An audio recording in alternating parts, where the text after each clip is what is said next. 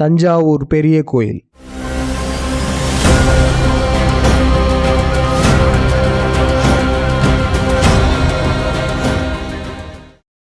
தமிழ்நாட்டை the land of டெம்பிள்ஸ்னு சொல்லுவாங்க, அதாவது கோயில்களின் நாடு. சுமார் 30,000 கோயில்களுக்கு மேலே தமிழ்நாட்டில் இருக்குது.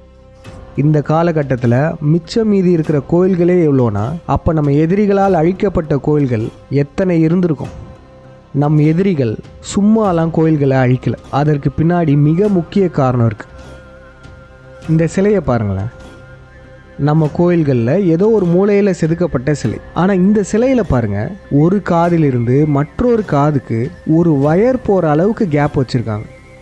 கோயில்களில் இருக்கிற சாதாரண சிலைகளில் கூட இவ்வளோ நுட்பமாக வேலைப்பாடுகள் செஞ்சுருக்காங்கன்னா இது வெறும் பக்தியின் வெளிப்பாடா?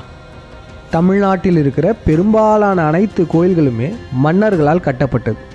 இது வெறும் நம் மன்னர்களின் பக்தி தான் சொல்லிட்டு நம்மளால் கடந்து போக முடியாது. அப்போ இதுக்கு மேலே வேறு என்ன காரணம் இருக்க போகுது? நம்ம சிற்பக்கலைகளையும் கட்டிடக்கலைகள்லையும் தமிழர்கள் சிறந்து விளங்குறோன்றது காட்டுறதுக்காகவே இத்தனை கோயில்கள் கட்டப்பட்டதா? இதுவும் ஒன் ஆஃப் த ரீசன் தான். இதற்கும் மேல் ஒரு முக்கியமான விடயம் இருக்குது. நம் கோயில்கள் நம் வரலாற்றை சொல்லக்கூடியது. நம்மளுடைய எதிரிகள் பல லட்சம் கோயில்களை அழித்ததற்கான மிக முக்கியமான காரணமும் இதுதான். தமிழர்கள் நம்ம யார், நம்ம வரலாறு என்ன, நம் இனம் எப்படிப்பட்ட ஒரு இனம், இவை அனைத்துமே நம் கோயில்களை ஆய்வுகள் செய்யும்போது வெளியே தெரிய வரும். இப்படிப்பட்ட சிறப்பு வாய்ந்த கோயில்கள்லேயே மிக முக்கியமான ஒரு கோயில் இருக்குது. அதுதான் கோயில்களின் சக்கரவர்த்தி என்று சொல்லப்படும் தஞ்சை பெரிய கோயில். பல ஆயிரம் கோயில்கள் தமிழ்நாட்டில் இருக்குது. ஆனால் இங்கே தஞ்சாவூரில் இருக்க பெரிய கோயிலை மட்டும் ஏன் கோயில்களின் சக்கரவர்த்தின்னு சொல்கிறாங்க? தமிழ்நாட்டில் பிரம்மாண்டமான கோயில்கள் பல கோயில்கள் இருக்குது. எடுத்துக்காட்டுக்கு சிதம்பரம் நடராஜர் கோயில், ஐராவதேஸ்வரர் கோயில், மதுரை மீனாட்சி அம்மன் கோயில், இது போன்ற பல கோயில்கள் இருக்குது. இவைகள் அனைத்துலேயுமே மிக நுட்பமான கட்டிடக்கலையும் சிற்பக்கலையுமே நம்மளால் பார்க்க முடியும். உலகமே வியந்து பார்க்கும் இத்தனை கோயில்கள் தமிழ்நாட்டில் இருக்குது. ஆனால் இவற்றிற்கும் மேல் தஞ்சை பெரிய கோயிலை மட்டும் இன்றளவும் ஆய்வாளர்கள் வந்து ஆய்வு செஞ்சுட்டு போகிறாங்க. அதற்கு என்ன காரணம்? இந்த தஞ்சை பெரிய கோயிலை விட மிகவும் பழமை வாய்ந்த கோயில்களும் இருக்குது. இதை விட மிகவும் உயர்ந்த கோயில்களும் இருக்குது. ஆனால் அனைத்து ஆய்வாளர்களின் கண்களுமே இந்த கோயிலை நோக்கி இருக்கே, அது ஏன்? தமிழ்நாட்டில் எத்தனையோ ஆயிரம் கோயில்கள் இருந்தோம், இந்த கோயிலை சுற்றி மட்டும் பல மர்மங்கள் பேசப்படுது. இதற்கான காரணம் என்ன தெரியுமா? தஞ்சை பெரிய கோயிலின் சிறப்பு என்பது இதனுடைய சிற்பக்கலையிலேயோ கட்டிடக்கலையிலேயோ இல்லை, இந்த பிரம்மாண்டத்தை கட்டுவதற்கான தொழில்நுட்பத்தில் தான் இருக்குது. ஆம், இந்த கோயிலை கட்டியதற்கான தொழில்நுட்பம் தான் மற்ற கோயில்களிலிருந்து வேறுபட்டு நிற்குது. இதை புரிஞ்சுக்கிறதுக்கு நம்ம ஒரு சில விடயங்களை பார்ப்போம். 1.5 டன் கல்லை கற்பனை பண்ணி பாருங்களேன். 1 டன்னா 1000 கிலோ, 1.5 டன்னா 1500 கிலோ. இந்த கல்லை நம்மளால் தூக்க முடியுமா? இவ்வளோ வெயிட் உள்ள கல்லை இது போன்ற கிரேனை வச்சு தான் நம்மளால் கொண்டு போக முடியும். வெறும் 1.5 டன் கல்லையே இவ்வளவு கேர்ஃபுல்லாக கொண்டு போகிறாங்கல்ல. தஞ்சை பெரிய கோயில் எத்தனை டன் கிரானைட் கற்களால் உருவாக்கப்பட்டது தெரியுமா? தஞ்சை பெரிய கோயில் மொத்தம் 1,30,000 டன் கிரானைட் கற்களால் ஆனது. உலகிலேயே முதல்ல கிரானைட் கற்களால் கட்டப்பட்ட கோயில் எதுன்னு பார்த்தீங்கன்னா தஞ்சை பெரிய கோயில் தான். ஒரு சிலர் நினைக்கலாம், இதில் என்ன ஆச்சரியம் இருக்குது? அந்த காலத்தில் வாழ்ந்த மன்னர் அவ்வளோ பிரம்மாண்டமாக கட்டியிருக்காரு, அவ்வளோ செலவு பண்ணியிருப்பார் அப்படின்னு நினைக்கலாம். ஆனால் முன்பே சொன்னது போல தான், நம்ம இந்த கோயிலுடைய பிரம்மாண்டத்தை பார்ப்பதை விட அந்த பிரம்மாண்டத்தை உருவாக்கக்கூடிய தொழில்நுட்பத்தை தான் நம்ம கவனிக்கணும். இந்த இடத்துலையுமே இந்த 1,30,000 டன் கற்கள் இருக்குல்ல, இந்த கற்களால் இந்த கோயில் ஆனது. ஆனால் இந்த 1,30,000 டன் கற்கள் எங்கிருந்து கொண்டு வரப்பட்டது? தஞ்சாவூர் என்பதே விவசாயம் செய்யக்கூடிய ஒரு சமவெளி பகுதி. அந்த இடத்துல மலையே கிடையாது. அதுவும் இந்த கோயிலை சுற்றி 60 கிலோமீட்டர் தூரத்திற்கு எந்த ஒரு கிரானைட் மலையும் கிடையாது. அப்படி இருக்கும் பட்சத்தில் இந்த 1,30,000 டன் கற்கள் எங்கிருந்து கொண்டு வரப்பட்டது? ஒரு சிலர் சொல்லுவாங்க, இந்த கற்கள்லாம் புதுக்கோட்டை மலைகள்லேருந்து கொண்டு வரப்பட்டது அப்படின்னு சொல்லுவாங்க. ஆனால் அதற்கும் போதுமான ஆதாரங்கள் கிடையாது. அப்போ நம்ம கேட்குற கேள்வி என்னதுன்னா, இந்த 1,30,000 டன் கற்கள் எந்த மலையை வெட்டி கொண்டு வரப்பட்டது? அடுத்த கேள்வி என்னன்னா, இதை எப்படி கொண்டு வந்திருப்பாங்க? நீங்கள் நினைக்கலாம், சின்ன சின்ன பிளாக்காக வெட்டி கொண்டு வந்திருப்பாங்க. ஆனால் அதான் கிடையாது. இந்த கல்லை பாருங்களேன், 40 அடி உயரம் உள்ள கல். இந்த கல்லுடைய வெயிட்டுமே பல டன்கள் இருக்கும். இந்த மாதிரியான கல்லெல்லாம் நம்ம சும்மா வெட்டிலாம் கொண்டு வர முடியாது. ஏன்னா இது போன்ற கற்களை வெட்டுவதற்கே மிகப்பெரிய சேலஞ்சிங்கான ஒன்று. இந்த 1,30,000 டன் இருக்குல்ல, இத்தனை கிரானைட் கற்களுமே மிக தரம் உயர்ந்த கற்களாக இருந்ததுனால தான் இத்தனை நூற்றாண்டுகளாக தாக்கு பிடிக்குது. சும்மா சாதாரண கிரானைட் கற்கள்லாம் நம்ம பயன்படுத்தணும்னா அது சீக்கிரமே பாதிப்பு அடைஞ்சிரும். அப்போ மிகவும் நுட்பமான குவாலிட்டி செக் பண்ணி தான் இத்தனை லட்சம் கிரானைட் கற்களை வெட்டி எடுத்திருக்காங்க. வெறும் 6 ஆண்டுகளில் இந்த தஞ்சை பெரிய கோயில் கட்டி முடிக்கப்பட்டதுன்றது பல ஆய்வாளர்களின் கருத்து. இப்போ இந்த கோயிலில் இருக்குது பாருங்கள், இந்த கிரானைட் கற்களுடைய சர்ஃபேஸ்லாம் பாருங்கள் எவ்வளோ சமமாக இருக்குது. இதை சமமாக்குறதுக்கு என்ன பண்ணியிருப்பாங்க? அதுவும் அந்த காலத்தில் எந்த ஒரு தொழில்நுட்பமே இல்லாத காலகட்டத்தில் கிரானைட் கற்களை இவ்வளோ ஸ்மூத்தாக மாற்றிருக்காங்க. அது எப்படி சாத்தியம்? இன்னும் ஒன்று கற்பனை பண்ணி பாருங்களேன். இங்கே நீங்கள் இருக்கீங்க, இந்த 1,30,000 டன் கற்கள் இருக்குல்ல, அதை மேலே மேலே அடுக்கிட்டே போகிறாங்க. அப்படி எவ்வளவு தூரத்துக்கு அடுக்குறாங்கன்னா 216 அடி உயரம் வரையும் கல்லை அடுக்கிட்டே போகிறாங்க. 1000 ஆண்டுகளுக்கு முன்பு எந்த ஒரு டெக்னாலஜியும் இல்லாத அந்த காலகட்டத்தில் எப்படி 216 அடி தூரம் வரையும் அடுக்க முடிஞ்சது? இந்த தஞ்சை பெரிய கோயிலை விட உயரமான கோயில்கள்லாம் இருக்குங்க. அதனுடைய கோபுரங்கள் இதை விட உயரமானது. ஆனால் இந்த கோபுரங்களை எழுப்புறதுல எந்த ஒரு லாஜிக்கல் சேலஞ்சஸ் இல்லை நமக்கு. சாதாரண கற்களை கொண்டு சிறிய அளவு கற்களை கொண்டு மேலே உயரமாக எழுப்பப்பட்டிருக்கு. ஆனால் இங்கே அப்படி இல்லை. உலகிலேயே கோயில் முழுக்க முழுக்க கிரானைட்டால் ஆன கற்கள். கிரானைட் எங்கேருந்து கொண்டு வந்தாங்கன்னே தெரியல. ஒவ்வொரு கற்களுமே மிகப்பெரிய கற்கள். அவ்வளோ பெரிய கற்களை எப்படி மேலே கொண்டு போயிருப்பாங்க? இன்னும் இந்த ஆச்சரியம் முடியலை. இதற்கு மேலே தான் ஒரு மிகப்பெரிய விடயம் இருக்குது.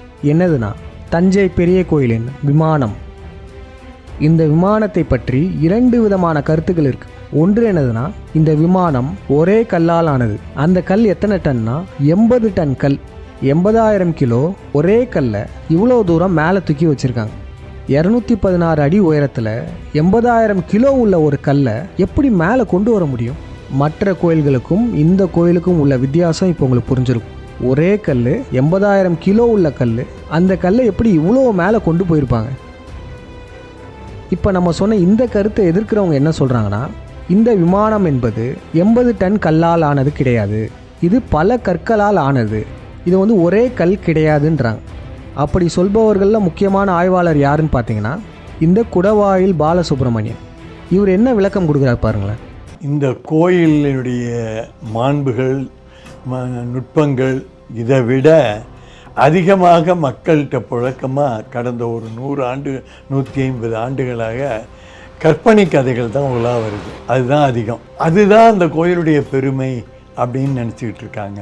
அந்த மேலே சிகரம்னு ஒரு குளோபல் வடிவில் ஒரு பந்து போல் மேலே இருக்கும்.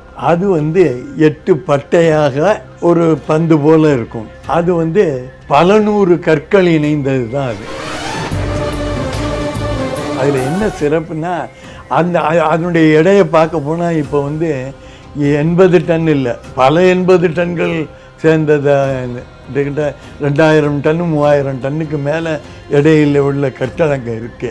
இவர் என்ன சொல்கிறாருன்னா, அது ஒரு கல் இல்லை பல கற்கள்ன்றார். ஆனால் அந்த பல கற்களுமே ஒன்று 80 டன் இருக்குன்றார். 80 டன் இல்லை, பல 80 டன்கள் சேர்ந்ததை 2000 டன்னு 3000 டன்னுக்கு மேலே எடையில் உள்ள கற்கள் அங்கே இருக்கு. நம்ம வெறும் 80 டன்னுக்கு இப்போ கற்பனை பண்ணிட்டு இருந்தோம். ஆனால் இவர் சொல்கிற விதம் பார்த்தீங்கன்னா இன்னும் நமக்கு ஆச்சரியத்தை தான் உண்டாக்குது. பல 80 டன் கற்கள் எப்படி மேலே போயிருக்கும்? அவ்வளோ பெரிய கற்களை எப்படி மேலே ஏற்றிருப்பாங்க? இதை எப்படி மேலே ஏற்றிருப்பாங்கன்னு பார்க்குறதுக்கு முன்னாடி இன்னொரு சுவாரஸ்யமான விடயத்தை பார்த்துடலாம். எதற்காக பல டன் வெயிட் உள்ள விமானத்தை உருவாக்கணும்? சிம்பிளாக உருவாக்கியிருக்கலாம்ல. மற்ற கோயிலெலாம் பார்த்தீங்கன்னா கோபுரம் மேலே ஏற ஏற கற்களுடைய அளவும் அதனுடைய இடையும் மிக கம்மியாக இருக்கும். மற்ற கோயிலுக்கும் இந்த கோயிலுக்கும் என்ன வித்தியாசம்னா, இந்த தஞ்சை பெரிய கோயில் இருக்குல்ல, இது கருவறைக்கு மேலே இப்படிப்பட்ட ஒரு பிரமிட் ஷேப் கோபுரம் எழுப்பப்பட்டிருக்கு. இதற்கு பேர் தான் விமானம். மற்ற கோயில் பார்த்தீங்கன்னா கருவறையில் எழுப்பப்பட்டிருக்காது, முன்னாடியே கோபுரமாக எழுப்பப்பட்டிருக்கும். இதுதான் கோபுரத்துக்கும் விமானத்துக்கும் உள்ள வித்தியாசம். இப்போ இந்த தஞ்சை பெரிய கோயிலில் இவ்வளோ பெரிய விமானத்தை ஏன் உருவாக்குனாங்க தெரியுமா? இத்தனை 1000 கிலோவை ஏன் மேலே தூக்கி வச்சுருக்காங்க தெரியுமா? இந்த கட்டிடம்லாம் பாருங்கள், இதெல்லாம் பழமை வாய்ந்த கட்டிடம் தான், ஆனால் சாஞ்சு இருக்கு. இதை கட்டும்போது நேராக தான் கட்டினாங்க. ஆனால் கீழே செட்டில்மெண்ட் ஆனதுனால பேஸ்மெண்ட் உள்ளே இறங்கிரும். எல்லா பக்கமும் இறங்காது, எந்த பக்கம் வீக்காக இருக்கோ அந்த பக்கம் சாயும். இப்படி சாயாத பில்டிங் இருந்ததுன்னா அதை தான் ஜீரோ செட்டில்மெண்ட் சொல்லுவாங்க. தஞ்சை பெரிய கோயில் ஒரு zero settlement construction. 2010 archaeological department Thanjai பெரிய கோயிலில் 100 அடி ஆழத்துக்கு போர் போட்டிருக்காங்க. அதில் பார்த்தீங்கன்னா வெறும் மணலாக தான் வந்திருக்கு. தஞ்சை பெரிய கோயிலுடைய சுற்று வட்டாரத்திலேயே அந்த மணல் கிடையாது. மண் வேற மணல் வேற. அப்போ இதில் என்ன நமக்கு தெரிய வருதுன்னா, இந்த கோயிலுக்கு கீழே மணலை கொட்டியிருக்காங்க. அந்த மணல் மேலே பேஸ்மெண்ட்டை எழுப்பி கடைசியில் விமானத்தில் அதிகப்படியான வெயிட்டை வச்சுருக்காங்க. இந்த ஒரு வித்தியாசமான பேஸ்மெண்ட் மற்றும் விமானத்தால் தான் தஞ்சை பெரிய கோயில் இன்றளவும் உயிர்ப்புடன் இருக்கு. பல நிலநடுக்கங்கள், பல புயல்கள், பல போர்களையுமே தாண்டி உயிர்ப்புடன் இருக்கு. இதை நம்ம இன்னும் சுலபமாக சொல்லணும்னா, தஞ்சாவூர் பொம்மை பார்த்துருப்போம். அதை எப்படி தட்டி விட்டாலுமே மீண்டும் நேராக வந்து நின்றோம். இதனுடைய பெரிய மாடல் தான் இந்த தஞ்சை பெரிய கோயில். மீண்டும் சொல்கிறோம், இந்த தஞ்சை பெரிய கோயிலை விட பிரம்மாண்டமான கோயில்கள் நம்ம நாட்டில் நிறையவே இருக்குது. ஆனால் நம்ம இங்கே பிரம்மாண்டத்தை பார்க்கக்கூடாது, அந்த பிரம்மாண்டத்தை உருவாக்கக்கூடிய தொழில்நுட்பத்தை தான் நம்ம பார்க்கணும். இப்போ எடுத்துக்காட்டுக்கு தஞ்சை பெரிய கோயில் 1,30,000 டன் கிரானைட் கற்களால் ஆனது. ஆனால் இந்த எல்லோரா டெம்பிள் இருக்குது பாருங்கள், இந்த டெம்பிள் பார்த்தீங்கன்னா 2 லட்சம் டன் கிரானைட் கற்களால் ஆனது. அப்போ இதோட இது பெருசு தானே, இதான சூப்பர்னு நீங்கள் சொல்லலாம். அதான் கிடையாது. இந்த எல்லோரா கோயில் இருக்கிற கிரானைட் மலையை குடஞ்சி கட்டினது. அதுவும் இந்த கிரானைட்லாம் பார்த்தீங்கன்னா ரொம்பவே சாஃப்ட் கிரானைட்டுன்னு சொல்லுவாங்க. ஆனால் இந்த தஞ்சை பெரிய கோயில் அப்படி இல்லை. சுற்றி கிரானைட் மலைகளே இல்லாத பகுதியில் 1,30,000 டன் கிரானைட்டை வர வைத்து மிகவும் நுட்பமாக கட்டியிருக்காங்க. அதுவும் அந்த கிரானைட்லாம் பார்த்தீங்கன்னா மிகவும் உயர்தர கிரானைட்டாக இருக்குது. ஒரு மலையை குடஞ்சி மேலேருந்து கீழே செதுக்கிட்டே வருது இந்த எல்லோரா டெம்பிள். இதில் எந்தவித ரிஸ்க்குமே கிடையாது. ஆனால் இந்த தஞ்சை பெரிய கோயில் அப்படி இல்லை. 10,000 கிலோ கிரானைட் கற்களை, பெரிய பெரிய கற்களை கீழேருந்து மேலே கொண்டு போய் வைக்கணும். அதுவும் 216 அடி உயரத்தில் வைக்கணும். இப்போ நம்ம கேட்குற கேள்வி என்னென்னா, இப்படி வைப்பதற்கு என்ன தொழில்நுட்பத்தை பயன்படுத்தியிருப்பாங்க, எப்படி இதை கொண்டு போய் வச்சுருப்பாங்க? இதற்கு பலருமே பலவிதமான விடைகளை சொல்கிறாங்க. ஒரு சிலர் என்ன சொல்கிறாங்கன்னா, தஞ்சை பெரிய கோயில் ஏலியன்களால் கட்டப்பட்டது அப்படின்னு சொல்கிறாங்க. ஒன்று மட்டும் நல்லா புரிஞ்சுக்கோங்க, யாரெல்லாம் இதெல்லாம் ஏலியன்ஸுடைய வேலை, ஏலியன்ஸ் கட்டினதுன்னு சொல்கிறாங்களோ அவங்களெல்லாம் நம்பவே நம்பாதீங்க. ஏன்னா அவங்க சொல்கிறது தமிழினத்தையே கொச்சைப்படுத்துறதுக்கு சமம். இவ்வளோ பெரிய பிரம்மாண்டத்தை ஏலியன்ஸ் கட்டிட்டாங்கன்னு சொன்னாங்கன்னு வச்சுக்கோங்க, இருக்கிற மொத்த கிரெடிட்டுமே ஏலியன்ஸுக்கு போயிடும், தமிழர்களுக்கு போகாது. அதனால் இந்த கருத்து மிக தவறான கருத்து. ஏலியன்ஸால் கட்டப்பட்டது கிடையாது. அடுத்து என்ன கருத்து வைக்கிறாங்கன்னா, இதுதான் பொதுவான கருத்து, இதை தான் இன்றுமே பலருமே அங்கீகரிக்கிறாங்க. என்னதுன்னா, மணல் சாரம் எழுப்பி கட்டுவது. இதுவே 2 வகையாக சொல்கிறாங்க. ஒன்று இப்படி நேராக எழுப்புறது, மற்றொன்று பார்த்தீங்கன்னா இது போன்று சுருள் சுருளாக இருக்கிறது. பெரிய பெரிய மலையை சுற்றி ரோடுகள் இருக்குல்ல, அது போன்று மணலை எழுப்புவது. இதை தான் இன்று வரையும் மக்களுமே அக்செப்ட் பண்ணிக்கிறாங்க. ஓகேப்பா, லாஜிக்கலாக தான் இருக்குது. மணலை இப்படி கொட்டிட்டு யானைகளை வச்சு கிரானைட்டை இழுத்துட்டு வந்து அப்படியே ஒன்று மேலே ஒன்றா வச்சா முடிஞ்சு போச்சு, கோயிலை கட்டிடலாம் அப்படின்னு சொல்லுவாங்க. லாஜிக்கலாக பார்த்தோன்னா இது வாய்ப்பே கிடையாது. முதல்ல இந்த மணல் சாரம்னு சொல்கிறாங்கல்ல, இதெல்லாம் சாதாரணமாக அமைக்க முடியாதுங்க. அனிமேஷனில் வேணால் காமிக்கலாம், ஆனால் ரியாலிட்டியில் இது போன்ற அமைப்பை உருவாக்குவது மிக மிக கடினம். இப்போ இங்கே மணலில் மேடு அமைக்கணும்னா தோராயமாக ஒரு 300 அடி உயரத்துக்கு போகணும். அப்போ தான் இந்த மேலே இந்த கலசம் வரையும் வைக்க முடியும். 300 அடினா இந்த கிளிஃபை பாருங்கள், இது பார்த்தீங்கன்னா 300 அடி உயரம். எவ்வளோ உயரமாக இருக்குது பாருங்கள். இந்த அளவுக்கு மணலை உயரமாக எழுப்புனாங்களா? செயற்கையாக இந்த அளவுக்கு மணல் மேடு எழுப்ப முடியாது. ஏன்னா மணல் கிரிப்பாக இருக்காது. சாதாரணமாக தண்ணி ஊற்றினாலோ மழை பெஞ்சாலோ அது சரிய ஆரம்பிக்கும். அது மட்டும் இல்லை, இந்த மணல் சாரம் கான்செப்ட் சொன்னதுக்கான முக்கியமான காரணம் என்ன தெரியுமா? யானைகள். இந்த தஞ்சை பெரிய கோயில் யானைகளை வைத்து தான் கட்டப்பட்டதுன்னு சொல்கிறதுக்காக தான் இந்த மணல் மேடு கான்செப்டை எடுத்துகிட்டு வந்தாங்க. ஆனால் உண்மையிலேயே யானைகளால் பெரிய பெரிய கிரானைட் கற்களை இழுத்துட்டு போயிருக்க முடியுமா? முதல்ல யானை பார்த்தீங்கன்னா ஆவரேஜாக 3000 கிலோலேருந்து 6000 கிலோ வரையும் இழுக்க முடியும். அதாவது 3 டன்னிலேருந்து 6 டன். ஆனால் இங்கே இந்த மேலே விமானத்தில் இருக்கிற கல் எத்தனை டன் சொன்னோம்? அதாவது பல நூற்றுக்கணக்கான 80 டன் கற்கள் இருக்குது. ஒரு யானை 3லேருந்து 6 டன் வரையும் தான் இழுக்க முடியும். அதுவும் ஒரு மேடு மேலே ஸ்லாண்டிங்காக பார்த்தீங்கன்னா அதுவும் கம்மி தான். ஸ்லாண்டிங்காக ஏற ஏற எதிர் விசை அதிகமாக இருக்கும், இழுக்க கடினமாக தான் இருக்கும். இப்போ அந்த மேலே விமானத்தில் உள்ள கல் 80 டன்னுன்னு வச்சுக்கோங்களேன். அதை இழுக்கிறதுக்கு தோராயமாக எத்தனை யானைகள் தேவைப்படும்னா 10லிருந்து 20 யானைகள் தேவைப்படும் அந்த ஒரு கல்லை இழுக்கிறதுக்கு. இதுவே மேலே பல கற்கள் இருக்குன்னா, பல நூறு கற்கள் இருக்குன்னா பல நூறு தடவை அதை இழுத்துட்டு போகணும். கொஞ்சம் சிந்திச்சு பாருங்களேன், 10லிருந்து 20 யானைகளால் ஒன்றா இந்த மணல் மேடு மேலே நடக்க முடியுமா? இந்த மணல் மேடு தான் தாங்குமா? எந்த ஒரு வெயிட்டுமே இல்லாமல் யானைகளால் மேடுகள் மேலே நடப்பதே சேலஞ்சிங்கான ஒன்று தான். அதுவும் பல டன் வெயிட் உள்ள கிரானைட் கற்களை இழுத்துட்டு வர்றது மிகவும் சேலஞ்சிங்கான ஒன்று. சேலஞ்சிங் மட்டும் இல்லை, ரொம்பவே ரிஸ்க்கான ஒன்றும் கூட. 300 மீட்டர் உயரத்தில் நம்ம நின்னாலே நமக்கு எவ்வளோ பயம் இருக்கும். ஆனால் அந்த உயரத்தில் யானைகள் போச்சுன்னா அதுங்களுக்கு எவ்வளோ பெரிய அச்சம் வரும். கொஞ்சம் ஸ்லிப்பாச்சுனாலும் எவ்வளோ பெரிய விபத்து ஏற்படும். அப்போ இந்த மணல் சாரம் யானைகள் கான்செப்டுன்றது நடைமுறை சாத்தியமற்றது. இதற்கு மேலேயும் புதுசாக ஒன்று சொல்கிறாங்க. அது என்ன சொல்கிறாங்கன்னா, granite block gains ability to float and reach underneath the sanctum shaft via tunnel from Sivaganga tank. நீங்கள் சிவகங்கா டேங்க் பார்த்தீங்க, எவ்வளோ பெரிய டேங்க் பார்த்தீங்கன்னா அங்கே தான் அசம்பிள் பண்ணியிருக்காங்க. அங்கிருந்து தான் சுரங்கத்தை கொண்டு போய் கருவறையிலிருந்து நேராக துளையிடப்பட்ட இதுக்கு கொண்டு போய் ஜாயின் பண்ணுறாங்க. ஆமாம், சுரங்கப்பாதை மூலமாக டனல், இங்கிலீஷில் டனல்னு சொல்லுவோம். அது வந்து அவ்வளோ பெரிய பரிமாணங்கள் கொண்ட சுரங்கப்பாதை. தண்ணியை வச்சு மிதக்க வச்சு தண்ணியை கொஞ்சம் ரைஸ் பண்ணி உள்ளே எடுத்துகிட்டு போயிட்டு நேராக அந்த ஷாஃப்ட்டில் வச்சிடுறாங்க. கருவறைக்கு கீழே உள்ள சதுர ஷாஃப்ட்டில் வச்சுறாங்க. அது எப்படி நுழைஞ்சிருக்கும்? இந்த மாதிரி ஒரு அமைப்பில் நுழைஞ்சிருக்கலாம். இங்கே பாருங்கள், நல்லா ஃபோட்டோ எடுத்துங்க. இது சிவகங்கை குளம். இங்கே மிதக்க விட்றாங்க. இந்த தண்ணி, இந்த இதுதான் நம்ம சுரங்கப்பாதை. இந்த சுரங்கம் வழியாக இது ஃபுல்லாக Lime stone rock sir. Arch மாதிரி பண்ணிடலாம். ஆர்ச் வந்து வில் டேக் மோர் லோடு. அதனால் கீழே விடுற சான்ஸ் இல்லை. சுரங்கம் தான் பார்த்துருப்பீங்க, நிறையா சுரங்கம் பார்த்துருப்பீங்க. மெட்ரோ டனலில் மேக்ஸிமம் சுரங்கம் தானே பண்ணுறாங்க. ஆர்ச் மாதிரி தான் இருக்கும் ஃபுல்லாக. ஆர்ச் வடிவ ஒரு அமைப்பில் இந்த காற்று உள்ளே வச்சு மிதக்க விட்டு இங்கே வச்சு இங்கே கொண்டுறாங்க சார். இந்த இடத்துல இதே மாதிரி இந்த பெண்டன் போட்ட அமைப்பில் வந்து இது வந்து உட்காந்துருது. இது இங்கே உட்காந்தோன்னே இந்த ஷட்டரை மூடிடலாம் இல்லையா? இந்த ஷட்டரை மூடிட்டு இங்கே ஆல்ரெடி ஸ்டோர் பண்ணியிருக்கேன் சார், வாட்டர் ஸ்டோர் பண்ண அமைப்பு இருக்குது. அங்கேயும் தண்ணியை விட்டிங்கன்னா இது கரெக்டாக இங்கே வந்துடும். வந்து இங்கேயும் ஒரு 40 டிகிரி ரொட்டேட் பண்ணி இதில் வைக்க முடியும் இல்லையா? ஃபுல்லாக சயின்ஸு, ஆர்கிமெடிஸ் பிரின்சிபல், பயான்சி, இந்த மெத்தடில் தான் இவர் டிசைட் பண்ணியிருக்காரு. இந்த சிகரத்தையே 44% யார் உள்ளே வச்சு தான் டிசைன் பண்ணியிருக்காரு. 56% தான் சாலிட் மெட்டீரியல் இருக்குது. தண்ணியில் மிதந்து வந்து உள்ளே வந்து வர்ற மாதிரி தான். இந்த மேலே உள்ள இந்த கல்லை ராஜராஜ சோழன் தண்ணியில் மிதக்க வச்சு மேலே கொண்டு போனது அப்படின்னு சொல்கிறாங்க. இது சாத்தியமானு கேட்டால் இதுவும் சாத்தியம் கிடையாதுங்க. ஏன்னா தண்ணியில் ஒரு பொருள் மிதக்கும் தான். ஆனால் இங்கே பல டன் வெயிட் உள்ள பொருள் இருக்குது, ஒரு கல் இருக்குது. அந்த கல்லை மிதக்க வச்சு கொண்டு போகணுன்னா சும்மாலாம் இந்த பக்கம் தண்ணியை விட்டால் இப்படி மேலே ஏறாது. அதுக்கு மிகப்பெரிய ப்ரெஷர் தேவை, அழுத்தம் கொடுக்கணும். அழுத்தம் கொடுத்தால்தான் அந்த கல்லே மேலே போகும். அப்பேற்பட்ட ப்ரெஷரை நேச்சுரலாக கொடுக்க முடியாது. அதுவும் பார்த்திங்கன்னா இந்த குளத்தில் தண்ணி டவுன் லெவலில் இருக்குது. இதுலேருந்து திறந்து விட்டோன்னா இந்த பெரிய கிரானைட் கல்லில் பட்டுட்டு திருப்பி ரிவர்ஸில் தான் வரும். ஏன்னா லோ லெவலில் இருக்குது, அந்த தண்ணி மேலே எழும்பாது. அது மட்டும் இல்லை, இந்த கருவறைக்குள்ளே சிவலிங்கம் இருக்குல்ல, அது பார்த்திங்கன்னா கருவறை வாயிற் கதவோட மிக பெரிதானது. அப்போ எப்படி கதவுக்குள்ளே அதை நுழைச்சிருப்பாங்கன்னு கேட்டிங்கன்னா, சிவலிங்கத்தை முன்பே வச்சுட்டு தான் சுற்றி கருவறையை கட்டியிருப்பாங்க.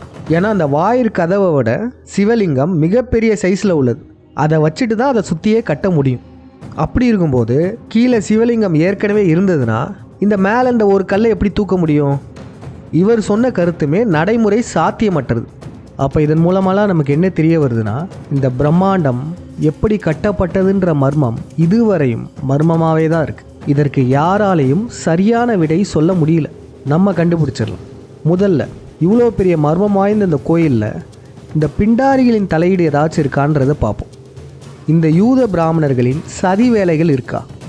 ஆம், இருக்கிறது. அது என்னது தெரியுமா?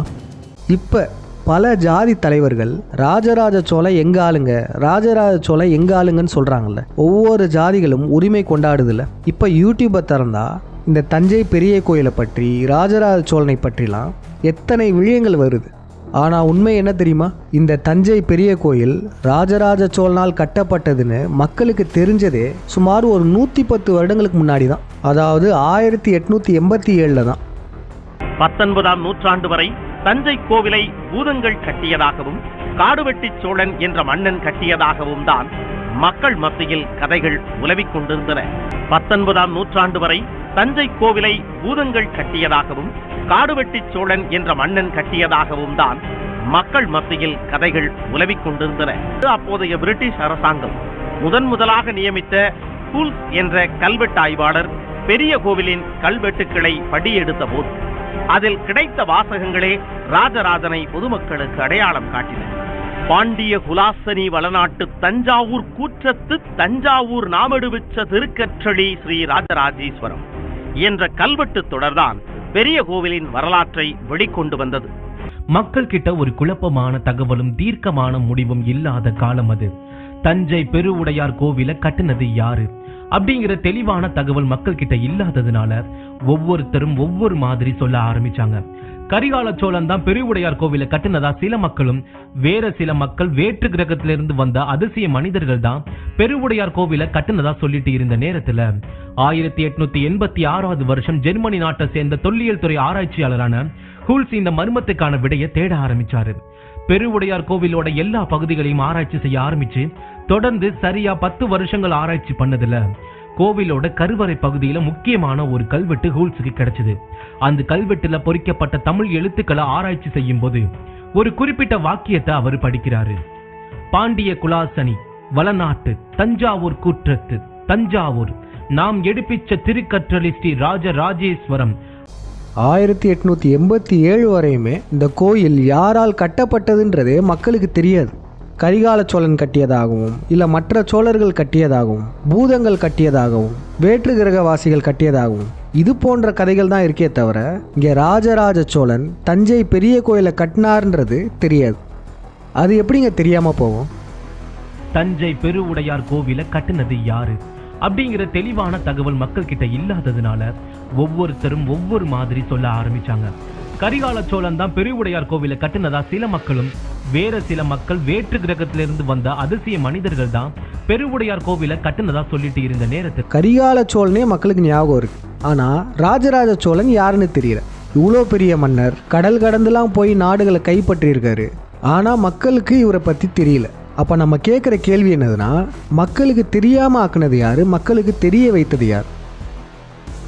இந்த கோயிலை பற்றிய தகவல் மக்கள்கிட்ட எப்படி மறைஞ்சு போச்சு? திருப்பியும் யார் அதை புகுத்துனாங்க? இதுதான் நம்ம யோசிக்கணும். அப்போ இங்கே இந்த பிண்டாரிகளுடைய செயல் நிச்சயமாக இங்கே ஏதோ இருக்குது. ஏன்னா இந்த 1887 இந்த கோயிலை ராஜராஜ சோழன் தான் கட்டுனார்னு கண்டுபிடிச்சது யாருன்னா ஜெர்மன் சயின்டிஸ்ட் ஹியூல்ஸ் என்பவர். இவரும் இந்த யூத பிராமணர்களின் கைப்பாவை தான். இவருடைய மேல் படிப்பாக சமஸ்கிருதத்தை படிச்சிருக்காரு. அதை கற்றுக்கிட்டு இந்தியன் ஆர்கியாலஜிக்கல் டிபார்ட்மெண்ட்டில் பணியாற்றியிருக்காரு. இவர் மூலமாக தான் இந்த கோயிலை கட்டுனது ராஜராஜ சோழன்னு மக்களுக்கு தெரிவித்தாங்க. இவர் ஒரு கல்வெட்டில் ராஜராஜ சோழன்றதை பார்த்தாராம். அந்த கல்வெட்டில் என்ன இருக்குன்னா, ராஜராஜ சோழனை பாண்டிய குல சனின்னு போட்டிருந்தது. பாண்டிய குலத்துக்கு சனியா. இந்த கல்வெட்டை பற்றி இன்னும் கொஞ்ச நேரத்தில் நம்ம பார்த்துடலாம். இப்போ நம்ம கேட்குற கேள்வி என்ன? மக்களுக்கு இந்த கோயிலை பற்றிய தகவலே தெரியாமல் போனதுக்கான காரணம் என்ன? ஒரு சாதாரண கோயில்னா பரவாயில்ல, ஒரு தலை சிறந்த மன்னரால் மிகச் சிறப்பாக கட்டப்பட்ட கோயில். இது மக்கள்கிட்ட மறக்கடிக்கப்பட்டிருக்கு. அது மட்டும் இல்லை, இதில் இன்னும் ஒரு விசித்திரமான விடயம் இருக்குது. என்னதுன்னா, ஒவ்வொரு கோயிலுக்குமே ஸ்தல வரலாறுன்னு இருக்கும். தமிழ்நாட்டில் உள்ள அனைத்து கோயில்களுக்குமே ஸ்தல புராணம், ஸ்தல வரலாறுன்னு இருக்கும். அதெல்லாம் பார்த்தீங்கன்னா பிராமணர்களுடைய கட்டுக்கதைகள் தான். அனைத்து கோயில்களுக்கும் ஸ்தல வரலாறுன்னு ஒன்று இருக்கும். ஆனால் இந்த தஞ்சை பெரிய கோயிலுக்கு ஸ்தல வரலாறு கிடையாது. மற்ற அனைத்து கோயில்களுக்குமே இருக்குது. ஆனால் இந்த கோயிலுக்கான ஸ்தல வரலாறு கிடையாது. ராஜராஜ சோழன் எதற்காக இந்த கோயிலை கட்டினார் அப்படின்ற இன்ஃபர்மேஷன் எதுவுமே அஃபிஷியலாக கிடையாது. அப்போ இதன் மூலமாலாம் நமக்கு என்ன தெரிய வருதுன்னா, இங்கே இந்த பிண்டாரிகளின் தலையீடு இருக்குது. இத்தனை ஆண்டுகளாக இந்த கோயிலை பற்றின தகவல்லாம் மறைச்சிட்டு சில ஆண்டுகளில் மீண்டும் வெளியே வருதுன்னா, இந்த வெளியே வந்த தகவல்லாம் உண்மைதானா அப்படின்றத நம்ம யோசிச்சு பார்க்கணும். எடுத்துக்காட்டுக்கு கல்வெட்டுகள். தஞ்சை பெரிய கோயிலை சுற்றி பல கல்வெட்டுகள் இருக்குது. அனைத்து இடங்கள்லையுமே கல்வெட்டுகள் இருக்கும்.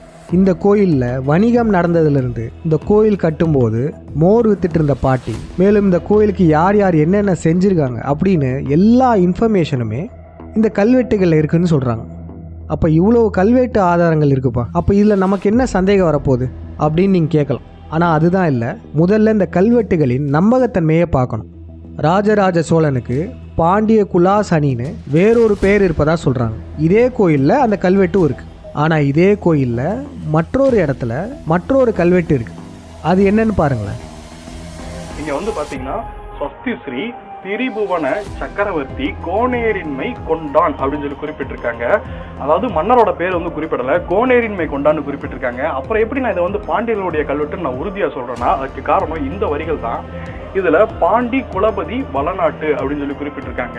அதாவது ராஜராஜ சோழன் இந்த கோவிலை கட்டும்போது இந்த இடத்தோட பேரு பாண்டிய குலாசினி வளநாடு அப்படின்னு சொல்லி இருந்துச்சு. அதுக்கு என்ன அர்த்தம்னா பாண்டியர் குலத்துக்கே இடி போன்றவன் அர்த்தம். அப்புறம் பாண்டியர்கள் எழுச்சி பெற்ற பின்னாடி இந்த இடத்தோட பேரை மாத்தினாங்க. அப்படி மாத்தின பேர் தான் பாண்டிய குலபதி வளநாடு அப்படின்றது.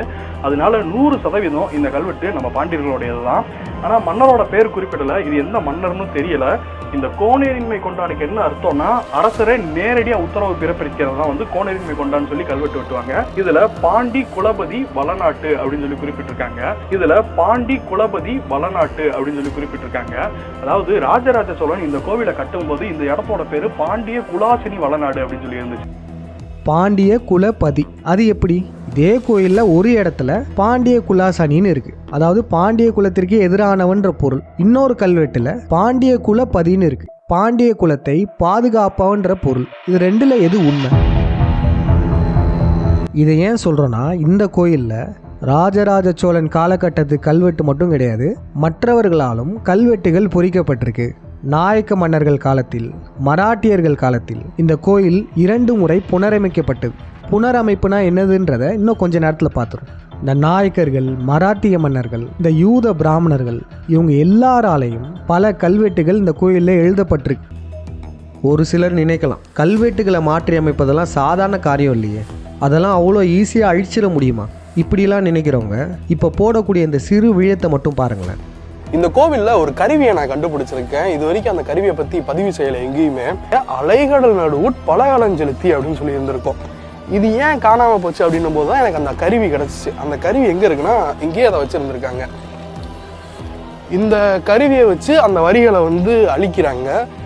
இது என்ன கருவி அப்படின்னு சொல்லி பார்த்தீங்கன்னா கல்வெட்டுக்களை அழிக்கும் கருவி. இது இந்த கோவிலே வச்சுருக்காங்க. இங்கே இதை வச்சு மிக முக்கியமான வரிகள்லாம் அழித்து சாதனை பண்ணிட்டு இருக்காங்க. பார்த்துக்கிட்டிங்களா? கல்வெட்டுகள் எல்லாம் அழிப்பது, மாற்றி அமைப்பது மிகவும் சுலபமானது.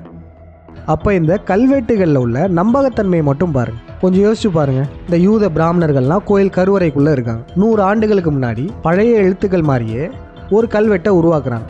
பாண்டிய குலத்திற்கு எதிரானவன் ராஜராஜ சோழன் அப்படின்னு சொல்லி அவங்களே எழுதிடுறாங்க. பழைய காலத்து ஸ்டைல்லையே அந்த கல்வெட்டும் இருக்குது. இன்னும் இப்போ 100 ஆண்டுகளுக்கு அப்புறம் அதை நம்மக்கிட்ட வந்து காமிக்கிறாங்க. இங்கே பாருங்க, ராஜராஜ சோழனால் எழுதப்பட்டது இது, அவரே சொல்லிட்டாரு பாண்டிய குல சனின்னு அப்படின்னு இந்த பிண்டாரியிலே கதை விட்டாங்கன்னா மக்கள் என்ன பண்ணுவாங்க? மக்கள் கல்வெட்டுகளை நம்ப தான் போகிறாங்க. ஓ, கல்வெட்டுலேயே இருக்கா, அப்போ உண்மைதான் அப்படின்னு நம்பிடுவாங்க. இதுக்கு ஒரு எடுத்துக்காட்டு பார்த்தீங்கன்னா கங்கை கொண்ட சோழபுரம் கோயில். இந்த தஞ்சை பெரிய கோயிலுடைய மினியேச்சர் வெர்ஷன் தான். 180 அடி உயரம் கட்டப்பட்டது.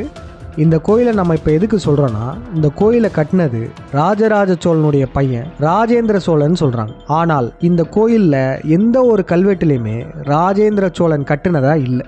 அதற்கு பதிலாக என்ன கல்வெட்டு இருந்ததுன்னா, உடையார்பாளையம் ஜமீன்தார் தான் கட்டினாரு அப்படின்ற ஒரு கல்வெட்டு இருந்துச்சு. ஆனால் அதுக்கப்புறம் ஆராய்ந்து பார்த்ததுக்கப்புறம் தான் தெரிஞ்சுது அவர் இந்த கோயிலுக்கு திருப்பணி செஞ்சுருக்கார். செஞ்சுட்டு கல்வெட்டில் அவர் பேரை போட்டுட்டு போயிட்டார். இதுதான் இந்த கல்வெட்டுகளுடைய நம்பகத்தன்மை. அதுக்கப்புறம் பாருங்கள், இந்த கோயில் சிலைகள், இதில் இந்த பிண்டாரிகள் எப்படிலாம் சூழ்ச்சி பண்ணியிருக்காங்கன்றதை இப்போ நம்ம பார்ப்போம். ரொம்பவே இன்ட்ரெஸ்டிங்காக இருக்கும். தஞ்சை பெரிய கோயிலில் பார்த்தீங்கன்னா ஒரு ஃபாரினர் சிலை இருக்கும். அந்த காலத்திலேயே தமிழர்களுக்கும் வெளிநாட்டுக்காரர்களுக்கும் உள்ள தொடர்பு அப்படின்லாம் சொல்லியிருப்பாங்க. ஆனால் உண்மை அது இல்லை. இந்த சிலை நாயக்கர் காலத்தில் இந்த கோயிலை புனரமைக்கும் போது வடிக்கப்பட்ட சிலை. இந்த சிலை மட்டும் இல்லை, இந்த கோயிலில் உள்ள பல சிலைகளை இந்த வடுகர்கள் புனரமைக்கிறோன்ற பேரில் மாற்றி அமைச்சிருக்காங்க. இதுக்கு பேர் தாங்க புனரமைத்தல்.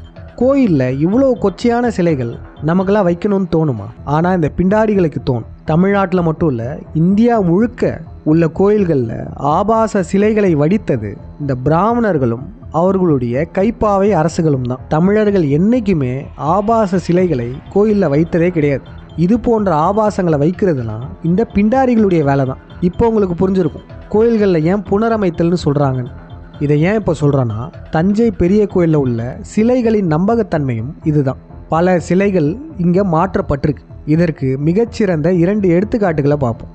தஞ்சை பெரிய கோயிலின் ஒரே கல்லாலான நந்தி சிலை 25 டன், எவ்வளோ பிரம்மாண்டமாக இருக்குல்ல. இதெல்லாம் தமிழர்களின் பெருமைன்னு பல பேர் பேசிகிட்டு இருக்காங்க. ஆனால் உண்மை என்னதுன்னா, இந்த நந்தி சிலை இந்த கோயில் கட்டும்போது வைக்கப்பட்ட சிலை கிடையாது. பின்னாட்களில் நாயக்க மன்னர்களால் அமைக்கப்பட்ட சிலை தான் இது. உண்மையான நந்தி சிலை இதுதான். ஒரு சிலர் பெருமையாக நினைப்பாங்க, பரவாயில்லப்பா சின்ன நந்தியை எடுத்துகிட்டு பெரிய பிரம்மாண்டமான நந்தியை வச்சுருக்காங்க, இந்த நாயக்க மன்னர்களுக்கு எவ்வளோ பெரிய தாராள மனசுலாம் நினைப்பாங்க. இது ஒரு சூழ்ச்சி தான். இன்னும் கொஞ்ச நேரத்தில் இந்த நந்தியை நம்ம டீகோட் பண்ணும்போது உங்களுக்கே உண்மை புரியும். இன்னொரு பெரிய மித்து என்ன தெரியுமா? ராஜராஜ சோழன் வணங்கிய வராகி அம்மன். ராஜராஜ சோழன் போருக்கெல்லாம் போகிறதுக்கு முன்னாடி இந்த தஞ்சை பெரிய கோயிலில் இருக்க வராகியை தான் வணங்கிட்டு போவாராம். இதை வச்சு தான் பலருமே பேசுவாங்க. பாருங்க, தமிழ் மன்னனே வராகியை வணங்கியிருக்காரு, இது நம்ம கடவுளுப்பா அப்படின்லாம் சொல்லுவாங்க. அதுதான் கிடையாது. இது மிகப்பெரிய சூழ்ச்சி. தமிழர்கள்கிட்ட இந்த பிண்டாரிகள் எப்படி சாய்பாபாவை நுழைச்சாங்களோ அதே போல தான் இந்த வராகியவும் தமிழர்கள்கிட்ட நுழைச்சிருக்காங்க. இது நம்மளுடைய கடவுளே கிடையாது. இப்போ இந்த தஞ்சை பெரிய கோயிலுக்கு வருவோம். வராகியை யாரும் வணங்கினது கிடையாதுன்னா, தஞ்சை பெரிய கோயிலில் எப்படி வராகி அம்மன் வந்துச்சு? எப்படி வந்துச்சுன்னா, இது திட்டமிட்டு வைக்கப்பட்டது. சென்ற நூற்றாண்டில் தான் இந்த வராகி அம்மனையே வச்சுருக்காங்க.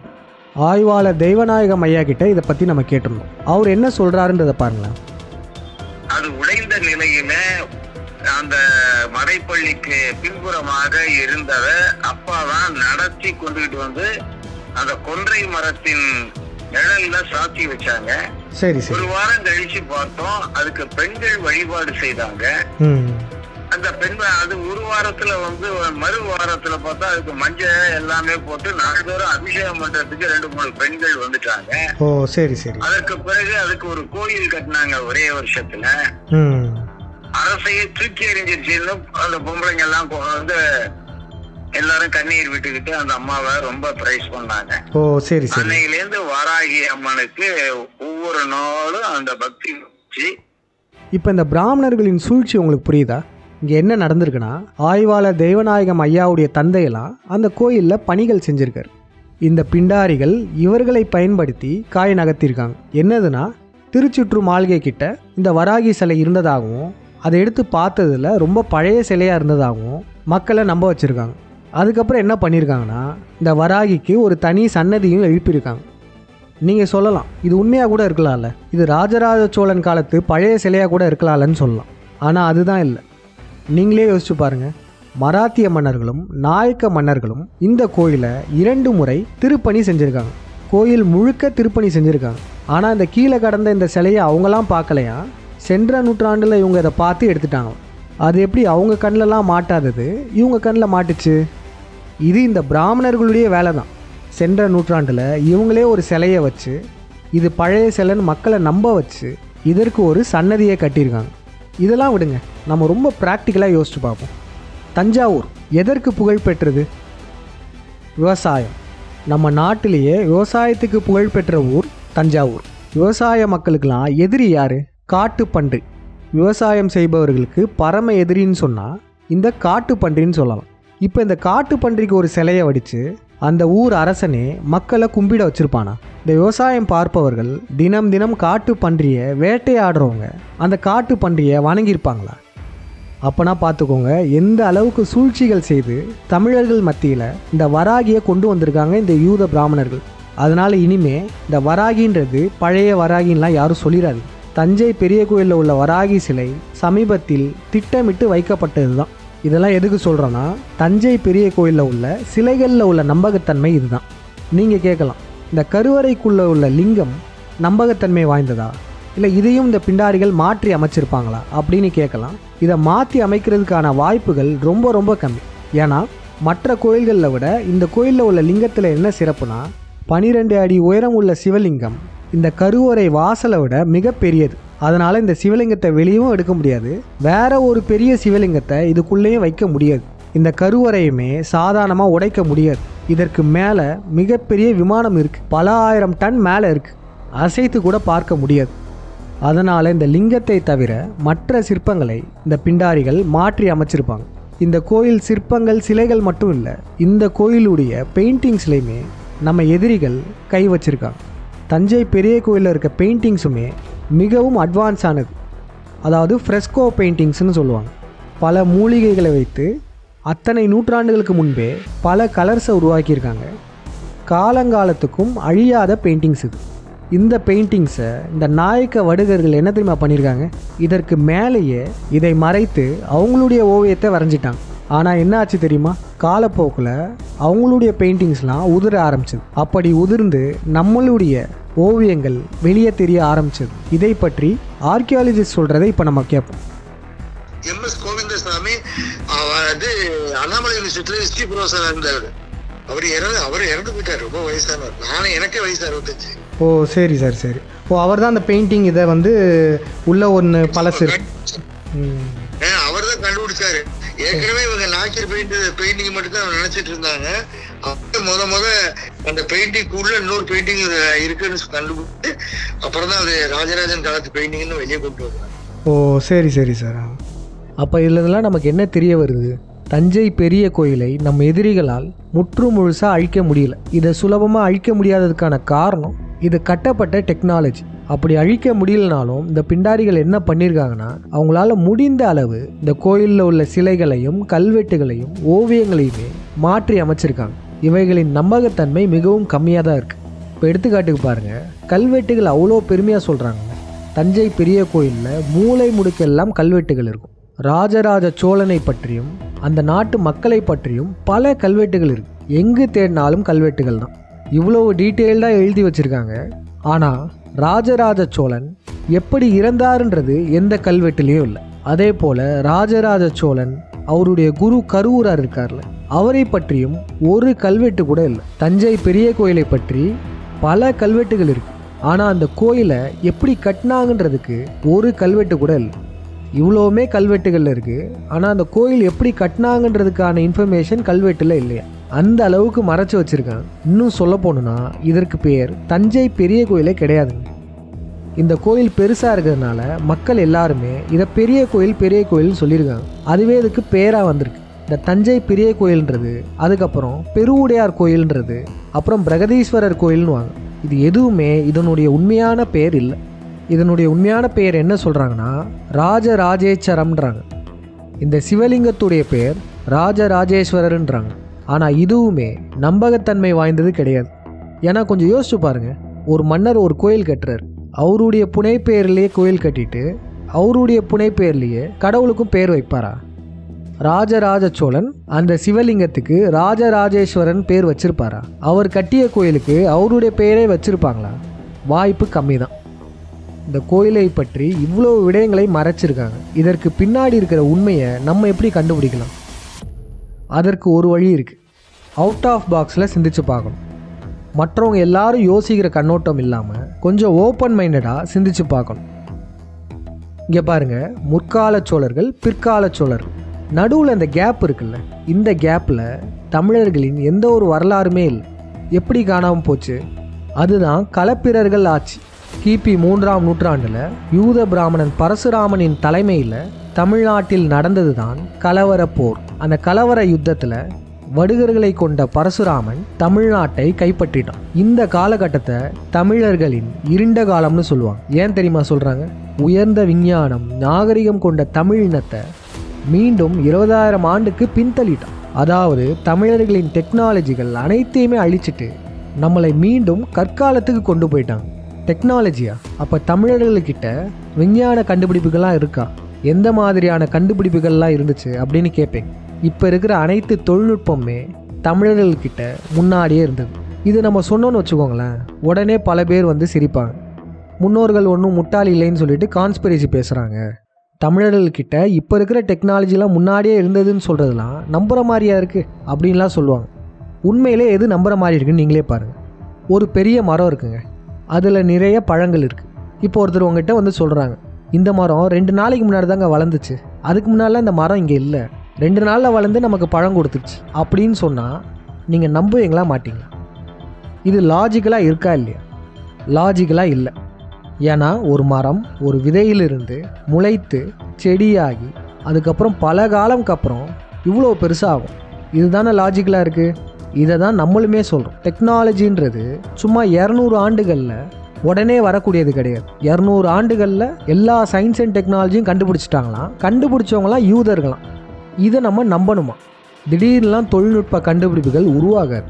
இந்த டெக்னாலஜிகள்லாம் உருவாகிறதுக்கு பல 1000 ஆண்டுகள் எடுக்கும். இப்போ நம்ம கோயில்கள்லாம் எப்படி அழிச்சாங்க, அது மாதிரி தான் நம்மக்கிட்ட இருக்கிற அனைத்து டெக்னாலஜியுமே நம்மக்கிட்ட இருந்து அழிச்சிட்டு இவங்க திருடி கொண்டு போயிட்டு இந்த யூதர்கள் 200 ஆண்டுகளில் எல்லாத்தையும் கண்டுபிடிச்ச மாதிரி போட்டுக்கிட்டாங்க. ஆனால் உண்மை அதில் சுமார் 20,000 ஆண்டுகளுக்கு முன்பே தமிழர்கள்கிட்ட இரும்பு வந்துருச்சு. சுமார் 10,000 ஆண்டுகளுக்கு முன்பே முருகன் என்னும் தமிழனால் ஹாட் ஏர் பலூன், ஸ்டீமால் ஓடக்கூடிய engine, microscope, basic level telephone வரையுமே கண்டுபிடிக்கப்பட்டாச்சு.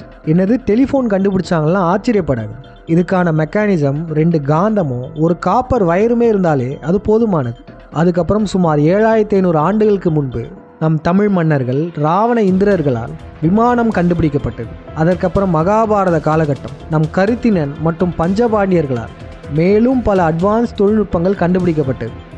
அதுக்கப்புறம் 3ஆம் தமிழ் சங்கத்தை நிறுவிய விஷ்ணு என்ற வீட்டினால் மேலும் பல அட்வான்ஸ்ட் கண்டுபிடிப்புகள் கண்டுபிடிக்கப்பட்டது. இப்படிப்பட்ட விஞ்ஞானிகளை தான், சித்தர்களை தான் நம்ம கடவுளாக வழிபடுறோம். இந்த டெக்னாலஜி டெவலப்மெண்ட்றது கிராஜுவல் growth தான். சயின்ஸ் எவால்வ் ஆகும். இவங்க சொல்கிற மாதிரி 200 வருடங்களில் எல்லாத்தையும் யூதர்கள் கண்டுபிடிச்சாங்கன்றது ஒரு திட்டமிட்ட பொய். அப்போ இங்கே என்ன நடக்குதுன்னா, 3ஆம் நூற்றாண்டில் கலவர யுத்தத்தில் தமிழ்நாட்டை கைப்பற்றுறாங்க. நம்மக்கிட்ட இருக்கிற அனைத்து விதமான டெக்னாலஜிகளையுமே நம்மக்கிட்ட இருந்து அழிச்சிடுறாங்க. தமிழர்களை கற்காலத்துக்கே கொண்டு போயிட்டாங்க. அன்றிலிருந்து இன்று வரையுமே தமிழர்களை மீண்டு எழ விடாமல் பார்த்துக்கிட்டு இருக்காங்க இந்த பிண்டாரிகள். இப்படி இருக்கையில் ராஜராஜ சோழன் 11ஆம் நூற்றாண்டில் இப்படிப்பட்ட கோயில் கட்டினார்னு சொன்னால் இது எப்படி நம்மளால் நம்ப முடியும்? இந்த கோயில் இன்ஜினியரிங் தொழில்நுட்பம் இல்லாமல் கட்டியிருக்க முடியாது. மிகப்பெரிய கிரேன்லேருந்து சிறிய அளவு ட்ரில்லிங் மிஷின் வரையும் அனைத்து விதமான டெக்னாலஜிகளுமே இந்த கோயிலை கட்ட தேவைப்பட்டிருக்கு. பெரிய பெரிய 80 டன் கற்களெல்லாம் ஹைட்ராலிக்ஸ் மூலமாகவும் கிரேன்கள் மூலமாகவும் தான் மேலே கொண்டு போய் வைக்கப்பட்டது. நீங்கள் யோசிக்கலாம், 6ஆம் நூற்றாண்டுக்கு அப்புறம் மீண்டும் அந்த டெக்னாலஜி வந்திருக்கும்ல, மீண்டும் நம்ம ஆளுங்க கண்டுபிடிச்சிருப்பாங்களேன்னு யோசிச்சிருக்கோம். ஆனால் அதுதான் கிடையாது. ஏன்னா 3ஆம் நூற்றாண்டிலிருந்து நம் தமிழர்களை மீண்டும் கற்காலத்துக்கு கொண்டு போயிட்டான் பரசுராமன். இதற்கு மேல் நம்ம மீண்டு எழுந்திருந்தோன்னு வச்சுக்கோங்களேன், இப்போ வரையும் நம்மக்கிட்ட டெக்னாலஜி இருந்திருக்கும். விஜயநகர ஆட்சியால் நம்மளை ஒன்றும் செஞ்சுருக்க முடியாது. நம்மக்கிட்ட தொழில்நுட்பம் இல்லாததன் காரணமாக தான் இன்று வரையும் நம்ம அடிமையாக இருக்கும். இப்போ இந்த தஞ்சை பெரிய கோயில் 11ஆம் நூற்றாண்டில் கட்டப்பட்டிருக்குன்றாங்களே, அப்போ அந்த டெக்னாலஜி இருந்திருந்தா அதே டெக்னாலஜியில் எத்தனை கோயில்கள் கட்டியிருக்கலாம். ஆனால் அப்படி எந்த கோயிலுமே கட்டப்படலையே. கங்கை கொண்ட சோழபுரமே தஞ்சை பெரிய கோயில் மாதிரி தான் இருக்கும். ஆனால் தொழில்நுட்பத்தில், இதனுடைய பிரம்மாண்டத்தில் கங்கை கொண்ட சோழபுரம் கிட்ட கூட நெருங்க முடியாது. சரி, ராஜராஜ சோழனுடைய மகனால் தான் கட்ட முடியல. ஏன் ராஜராஜ சோழனுடைய எதிரிகள் கட்டியிருக்கலாமே? அந்த காலகட்டத்தில் இந்த டெக்னாலஜி இருந்திருந்தா இந்த கோயிலை ஓவர்டேக் பண்ணுறதுக்கு அதே டெக்னாலஜியை வச்சு பல்லவர்களோ பாண்டியர்களோ கூட கட்டியிருக்கலாமே. இல்லை ராஜராஜ சோழனுடைய அடுத்த வம்சாவளிகள் கூட கட்டியிருக்கலாமே. இங்கே தான் நம்ம அவுட் ஆஃப் பாக்ஸில் யோசிக்கணும். தஞ்சை பெரிய கோயில் 1000 ஆண்டுகளுக்கு முன்பு கட்டியதுன்னு நினச்சி யோசிக்கிறதுனால தான் இது எப்படி கட்டியிருப்பாங்கன்றது இன்றும் மர்மமாக இருக்குது. ஆனால் இதை கொஞ்சம் பின்னோக்கி கொண்டு போயிட்டோன்னா எல்லா டெக்னாலஜி இருக்கும் காலகட்டத்திலேயே இந்த சேலஞ்சிங்கான கோயிலை இன்ஜினியரிங் தொழில்நுட்பத்தை வச்சு, மெஷின்ஸை வச்சு கட்டியிருக்க முடியும். இப்போ தான் நமக்கு அடுத்த கேள்வி எழுது. இந்த கோயில் நம்மக்கிட்ட டெக்னாலஜிலாம் இருந்த காலகட்டத்தில் கட்டியிருக்கலான்னு சொல்கிறோம். அப்போ அது எத்தனை ஆண்டுகளுக்கு முன்னாடி கட்டியிருக்கும்? யாரால் கட்டப்பட்டிருக்கும்? 5000 ஆண்டுகளுக்கு முன்னாடியிலிருந்தே நம்மக்கிட்ட அட்வான்ஸ் டெக்னாலஜி வர ஆரம்பிச்சிருச்சு. அப்போ தோராயமாக 5000 ஆண்டுகள்லேருந்து விஷ்ணுவின் காலகட்டம் 3800 ஆண்டுகள் வரையுமே யார் வேணும்னாலும் இந்த கோயிலை கட்டியிருக்கலாம். விஷ்ணுவின் காலகட்டத்திற்கு அப்புறம் கூட பரசுராமன் வரதுக்கு முன்னாடி கூட யார் வேணாலும் கட்டியிருக்கலாம். அப்போ இந்த கோயில் எந்த காலகட்டமாக இருக்கும்? இதை கண்டுபிடிக்கிறதுக்கு ஒரு வழி இருக்குது. அதுதான் டீகோடிங் மெத்தட். இந்த பிண்டாரிகள் பார்த்தீங்கன்னா தமிழர்களுடைய வரலாறு வெறும் 2000 வருடங்கள் சொல்லி சுருக்கி வச்சுருப்பாங்க. தமிழர்களின் தொன்மை சார்ந்து எந்த ஆய்வு செய்தாலும் சரி 2000 ஆண்டுகளோடு முடிச்சுப்பாங்க. 3000 ஆண்டுகள்லாம் தாண்டினதே கிடையாது. அதில் இவங்க ரொம்பவே கவனமாக இருப்பாங்க. ஆனால் இதையும் தாண்டி பல உண்மைகளை டீகோடிங் முறையில் முனைவர் திரு பாண்டியன் ஐயா நம் தமிழர்களுக்கு கண்டுபிடிச்சு கொடுத்தார். திருக்குறளும் சரி, அதை எழுதின திரு வல்லவனும் சரி, சுமார் 2000 ஆண்டுகளுக்கு முன்னாடி எழுதப்பட்டதுன்னு நினச்சிட்டு இருந்தோம். ஆனால் முனைவர் திரு பாண்டியனையா அவருடைய டீகோடிங் முறையில் இந்த திருக்குறள் 2000 ஆண்டுகால பழமை இல்லை, 5000 ஆண்டுகால பழமையானது. இதை எழுதின திருவள்ளுவனுமே நம்மளுடைய கருத்தினந்தான்னு சொன்னார். அது மட்டும் இல்லை, இந்த கல்லணை டேம் இருக்குல்ல, இது 2000 ஆண்டு பழமையானதுன்றாங்க, ரொம்பவே தொன்மையானதுன்றாங்கல்ல. கரிகால சோழன் 2000 ஆண்டுகளுக்கு முன்னாடி இவ்வளோ பெரிய கல்லணையை கட்டியிருக்காரு அப்படின்னு நம்மளை பேச வச்சாங்க. ஆனால் முனைவர் திரு பாண்டியனையா தான் இதனுடைய வரலாறு 2000 ஆண்டு இல்லை, 3800 ஆண்டு காலம்னு சொன்னார். இந்தியாவே கட்டி ஆண்ட திருமால் தான் கரிகால சோழன் என்ற பேர் உண்மையுமே இந்த டீகோடிங் முறையில் தான் சொன்னார். இந்த பிண்டாரிகள் தமிழர்களுடைய வரலாறை எப்படி மறைத்தாலுமே சரிங்க, இந்த டீகோடிங் முறையை வைத்து நம்மால் கண்டுபிடிக்க முடியும். நம்ம 5ஆம் தமிழர் சங்கத்தில் அருட்பெருஞ்சோதியார் பற்றிய இன்வெஸ்டிகேஷன் விழியம் இருக்கும், அதையும் பாருங்கள். அதுலேயுமே டீகோடிங் முறையில் பல உண்மைகளை கண்டுபிடிச்சிருப்போம். பின்பு அதற்குமே ஃபிசிக்கலாக பல ஆதாரங்களுமே கிடைத்தது. இங்கே இந்த பிண்டாரிகள் என்ன மறைச்சிருக்காங்கன்றத இந்த டீகோடிங் முறைப்படி நம்மளால் துல்லியமாக கண்டுபிடிக்க முடியும். இவங்க நம்மக்கிட்ட இருந்து உண்மைகளை என்னதான் மறைச்சு வச்சிருந்தாலுமே அதற்கான சிம்பாலிசத்தோடைய தான் மறைச்சு வச்சிருப்பாங்க. அதற்கான குறியீடுகள் நிச்சயமாக இருக்கும். அவங்களுடைய சந்ததியினருக்கு வரலாற்றை கடத்துவதற்காகவே பல குறியீடுகளை வச்சிருப்பாங்க.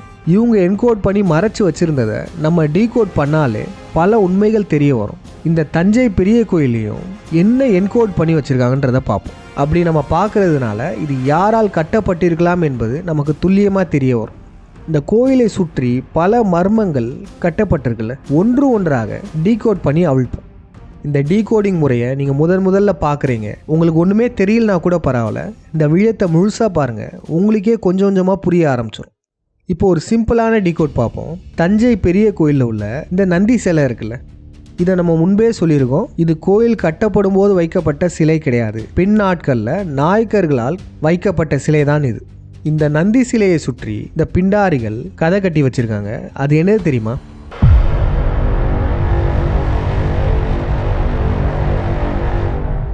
இந்த தஞ்சை பெரிய கோயிலில் உள்ள நந்தி வளர்ந்துக்கிட்டே போச்சான், என்ன பண்ணுறதுன்னே தெரியலையாம். அதனால என்ன பண்ணாங்கன்னா அந்த நந்தியின் கால்களில் சுத்தியை வச்சு ஆணி அடிச்சிருக்காங்க.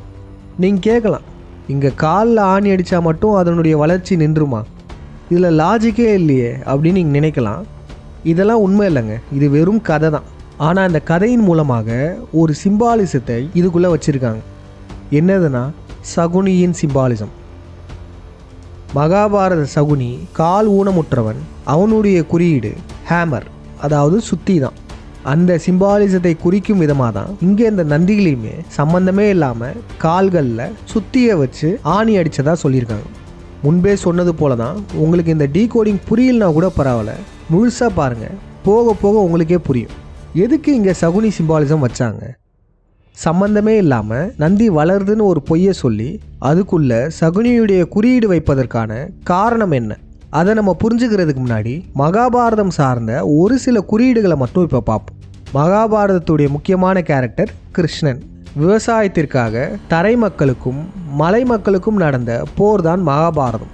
அதாவது பஞ்சபாண்டியர்களுக்கும் குரவர்களுக்கும் இடையே நடந்த போர் தான் மகாபாரத போர். பஞ்சபாண்டியர்களில் முக்கியமானவர் அர்ஜுனன், குரவர்களில் தலைமை அரசராக இருந்தவர் திருதராஷ்டிரன். யூத பிராமணனான சகுனி என்பவன் இந்த மலை மக்களை தன் கைக்குள்ளே போட்டுக்கிட்டு தமிழர்களுக்குள்ள ட்விஸ்ட்டு மூட்டி விடுறதான் இவனுடைய வேலையை. சகுனியுடைய குறியீடு பார்த்தீங்கன்னா ஊனமுற்ற காலாக காட்டுவாங்க. எல்லா இடத்துலையும் கால்களை தான் காட்டணும்னு அவசியம் இல்லை. இப்போ எடுத்துக்காட்டுக்கு முனைவர் திரு பாண்டியனையா எறும்பீஸ்வரர் கோயிலை டீகோட் பண்ணியிருப்பார். அதில் பார்த்தீங்கன்னா அந்த கோயிலில் உள்ள லிங்கம் சாய்ந்து இருக்கும், அதற்கு பேர் நொண்டி லிங்கம். அந்த வரலாற்றை வச்சுக்கிட்டு தான் பிராமணன் திருவெரும்பூர் கோயில் கதை எழுப்பியிருக்கிறான். நான் ஏற்கனவே சொன்னேன். இப்போ அந்த கோயில் யாருக்கான கோயில்? இப்போ அடுத்து தான் அதுதான் நான் உடைக்காமல் இருந்திருக்கேன். நான் முன்ன பேசும்போது அந்த கோயில் யாருக்கான கோயில் நான் சொல்லலை. அதுக்கப்புறம் அதை ஆய்வு பண்ணிவிட்டேன். அது வேறு ஒன்றும் இல்லை, அந்த லிங்கம் சாஞ்சிருக்கும். இங்கே சாஞ்சிருக்கு, ஏன்னா எறும்பு ஏறுறதுக்கு வசதியாக இருக்குமா? அதெல்லாம் கிடையாது. ஆனால் எதுக்காக அந்த லிங்கத்தை சாய்ச்சாங்கன்னா அதுக்கு பேர் நொண்டி லிங்கம்னு பேர். மண்ணு லிங்கம், நொண்டி லிங்கம். நொண்டி லிங்கம் யாரை குறிக்கும்? சகுனியை குறிக்கும். சகுனி தான் காலை நீ வச்சுக்க, உன் பேக்கரி நான் வச்சுக்கிறேன்னு இரும்பு உருக்காலையை தன்மையப்படுத்தி கொண்டவன். அது அந்த லிங்கம் சாஞ்சி இருக்கிறது நொண்டி லிங்கமாக இருக்கிறது சகுனியை குறிக்கணுன்றதுக்கு தான். ஏன்? சகுனி தான் இரும்பாலையை நம்மக்கிட்ட இருந்து ஆட்டையை போட்டு நடத்திக்கிட்டு இருந்தான். இதுவுமே சகுனியின் குறியீடாக தான் இருக்கும். இந்த சாய்ந்த லிங்கம் என்பது இங்கே இந்த தஞ்சை பெரிய கோயிலையுமே வருது. அதை நம்ம இன்னும் கொஞ்ச நேரத்தில் பார்ப்போம். மகாபாரத கிருஷ்ணனின் குறியீடு பார்த்தீங்கன்னா 8. பூமியிலிருந்து நிலவிற்கு செயற்கைக்கோள் விட்டதை இது குறிக்கும். கிருஷ்ணன் என்பவர் மலை மக்களுக்கும் தரை மக்களுக்கும் இடையில் வாழ்ந்த இடையர். கிருஷ்ணன் திரௌபதிக்கு ஆடை கொடுத்துட்டே இருக்க மாதிரி காமிப்பாங்கள்ல, அது வேற எதுவும் இல்லை. கிருஷ்ணன் அவருடைய காலகட்டத்தில் மிகப்பெரிய நெசவு ஆலைகளெல்லாம் வைத்திருந்தார் என்பது தான் இதற்கு பின் இருக்கிற குறியீடு. இவருடைய சொந்த ஊர் திண்டுக்கல். இப்போ நம்ம தஞ்சை பெரிய கோயிலை டீகோட் பண்ணுவோம்.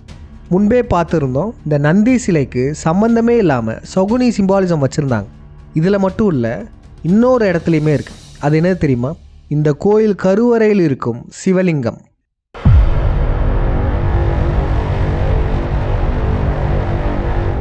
சிறிய சிறிய கோவிலுக்கு என்றால் பிரச்சனை இல்லை.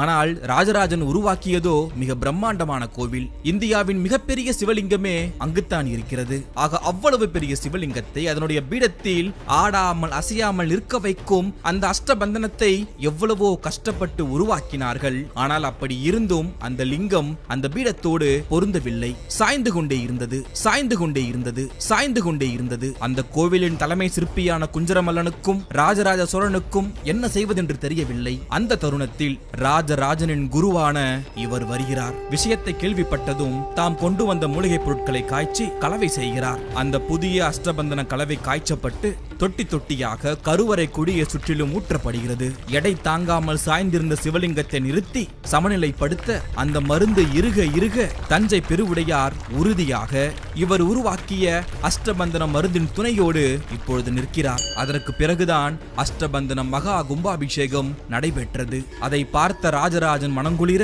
அதை பார்க்க வந்த மக்களுடைய மனங்குளிர, சிவனையே வணங்கியிருக்கும் அடியார்கள் மனங்குளிர, பிறகு அந்த இறைவனையே மனங்குளிர செய்தவர்தான் இவர். ராஜராஜ சோழனின் பெரும் மதிப்பிற்கும் மரியாதைக்கும் உரிய குருவான கருவூர் தேவர். இந்த பிராமணர்கள் என்ன சொல்லி வச்சிருக்காங்கன்னா, தஞ்சை பெரிய கோயிலெலாம் கட்டிட்டாங்களாம். கட்டிட்டு உள்ள சிவலிங்கம் வைக்கும்போது ஒழுங்கா உட்காரலையாம், அஷ்டபந்தனம் சரியா செய்யலையாம். அஷ்டபந்தனம்னா வேற எதுவும் கிடையாது, ஒரு சிலையை அது இருக்கிற அந்த மேடையில் ஒட்டுவது தான். ஆனால் அந்த சிவலிங்கத்தை ஒழுங்கா நிற்க வைக்க முடியலையாம், அது சாய்ந்தே இருந்ததாம். மீண்டும் சொல்கிறோம் பாருங்க, அந்த சிவலிங்கம் சாய்ந்தே இருந்ததாம். அதற்கப்புறம் ராஜராஜ சோழனுடைய குரு கரூராரை வர வச்சு பல மூலிகைகளை அரைச்சு அஸ்தபந்தனம் செஞ்சு எப்படியோ சாஞ்சிட்டு இருந்த சிவலிங்கத்தை கரூராரின் உதவியுடன் நேராக வைக்கப்பட்டதாம். நம்ம இங்க இந்த சாய்ந்த சிவலிங்கத்தில் என்ன சொல்லியிருந்தோம்? இது சகுனியுடைய குறியீடு. நொண்டிலிங்கம் என்பது சகுனியுடைய குறியீடுங்க. இவங்க சொல்றதும் உண்மையான்னு கேட்டா உண்மையெல்லாம் கிடையாது. ஏன்னா முன்பே சொன்னது போலதான், இந்த கோயில் கருவறை வாயிற் கதவை விட சிவலிங்கம் மிக பெரிது. அதை வச்சுட்டு தான் சுத்தி கருவறையே கட்ட முடியும். ஆனால் இவங்க சொல்கிறது பார்த்தீங்கன்னா கோயில் கட்டுனதுக்கு அப்புறம் சிவலிங்கம் வச்ச மாதிரி சொல்லுவாங்க. அது மட்டும் இல்லை, இந்த அஷ்டபந்தனம் மற்ற சிலைகளுக்கு வேணா ஒழுங்காக பண்ணலன்னா நிற்காம இருக்கலாம். இந்த சிவலிங்கத்துடைய பேஸே ஃப்ளாட்டாக தானே இருக்கும். அது அஷ்டபந்தனம் செய்யாமையே நேராக தான் இருக்கும். அது சாய்வதற்கான வாய்ப்பும் கிடையாது. இந்த லிங்கம் அந்த பீடத்தோடு பொருந்தவில்லை. சாய்ந்து கொண்டே இருந்தது, சாய்ந்து கொண்டே இருந்தது, சாய்ந்து கொண்டே இருந்தது. ஏங்க, இவ்வளோ பெரிய கோயிலை கட்ட தெரிஞ்சவங்களுக்கு சிவலிங்கத்தை நேராக நிப்பாட்ட தெரியாதா? அப்போ இதன் மூலமாகவும் இங்கே சகுனியின் குறியீடு இருக்கு. இப்போ இந்த கருவூராரை பாருங்க.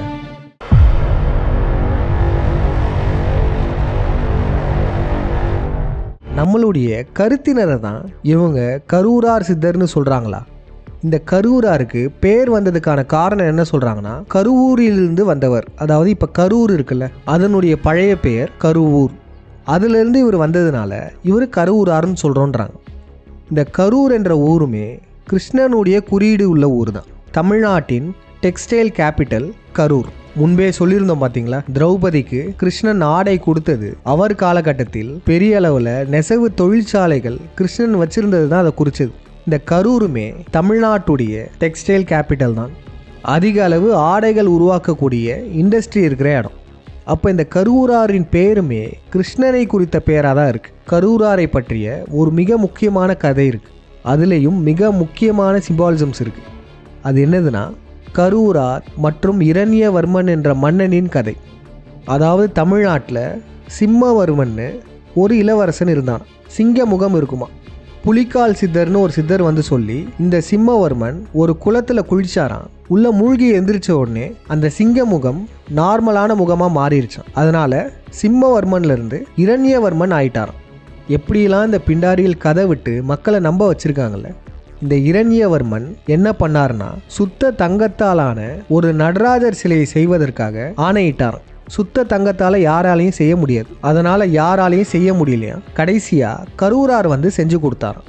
அதுக்கப்புறம் செக் பண்ணி பார்க்கும்போது இது சுத்த தங்கம் இல்லைன்னு சொல்லிட்டு கரூராரை சிறையில் அடைச்சிடுறாங்க. அதற்கப்புறம் என்ன ஆச்சுன்னா கரூராரின் குருவான போகரும் மேலும் 5 சீடர்களும் வந்து கரூராரை மீட்டு கூட்டிட்டு போயிட்டாங்க. இதுதான் அந்த இரண்யவர்மன் கதை. இவங்க சொன்ன எதுவுமே உண்மை கிடையாது. ஆனால் இதற்குள்ள மறைபொருள் இருக்கு. என்னதுன்னா முன்னாடியே முனைவர் திரு பாண்டியனையா பல ஆண்டுகளுக்கு முன்னாடியே அவருடைய ஆய்வில் என்ன சொல்லியிருப்பாருன்னா இந்த நரசிம்ம அவதாரம் இருக்குல்ல, இது வேற யாரும் இல்ல சகுனியை குறித்தது. அந்த நரசிம்மனால் கொல்லப்படக்கூடிய இந்த இரண்யன் என்பவன் மலை மக்களின் தலைவனான திருதராஷ்டிரன் என்பவன் தான். இதை பல ஆண்டுகளுக்கு முன்னாடியே விழியமாக வெளியிட்டிருப்பார். இரண்ய காசிபனின் குடலை உருவி கொன்றதான். இங்கு இரண்ய காசிபன் என்பவன் திருதராஷ்டிரன் தான். இறையனார் என்பது சிவனை குறித்த சொல். சிவன் மலையில் வாழ்ந்த குறவர். எனவே இரண்ய காசிபன் என்பது மலை குறவனான திருதராஷ்டிரன் தான். இப்போ இந்த கதையில் பாருங்களேன், இரண்யவர்மன் ஒருத்தர் இருந்தான். பிறக்கும்போது சிங்கமுகத்தோடையே பிறந்துட்டான். அப்போ இந்த சிங்கமுகம் யாரு? சகுனி. அப்புறம் புலிக்கால் சித்தர் வந்து சொல்லி ஒரு ஆற்றுல மூழ்கி எந்திரிச்ச உடனே மனித உருவம் பெற்றாராம். அதனால இரண்யவர்மன் ஆயிட்டான்.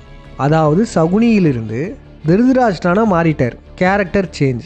இந்த புலிக்கால் சித்தர் என்பதும் கிருஷ்ணனுக்கு தொடர்புடையது தான். புலி என்பது ஐயப்பனான கிருஷ்ணனை குறித்தது தான். அப்போ இந்த பாதி கதையில நமக்கு என்ன தெரிய வருதுன்னா இதில் சகுனி திருதராஷ்டிரன் கிருஷ்ணனுடைய சிம்பாலிசம் வெளிப்படையாகவே இருக்குது. அதுக்கடுத்து பாருங்க, கரூராரை சிறையில் அடைக்கிறாங்கல்ல, அவரை மீட்க யார் வராருன்னா அவருடைய குரு போகரான். அதாவது கிருஷ்ணருடைய குரு முருகன்.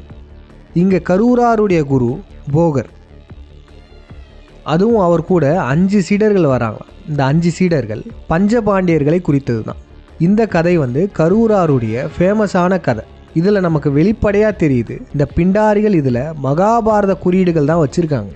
கரூரார் என்பவர் கிருஷ்ணன் தாங்க. நான் பார்த்து வியந்த ஒன்று கலியுகத்தை பற்றி இவர் பாடிய பாடல்தான். அதனுடைய பொருளை பார்க்கும்பொழுது கலியுகத்தில் நாம் இன்று வாழ்கின்ற இந்த காலகட்டத்தை பற்றி 1000 வருடங்களுக்கு முன்பே பாடல் வழியாக இவர் சொல்லி இருக்கிறார். கலியுகத்தில் மக்களுடைய வாழ்க்கை முறை, மனநிலை, ஆசை, துன்பம் எப்படி இருக்கும் என்பதை பாடல் வழியாக அவர் சொல்லி இருக்கிறார். கலியுகத்தை கணித்தவர் கிருஷ்ணன்.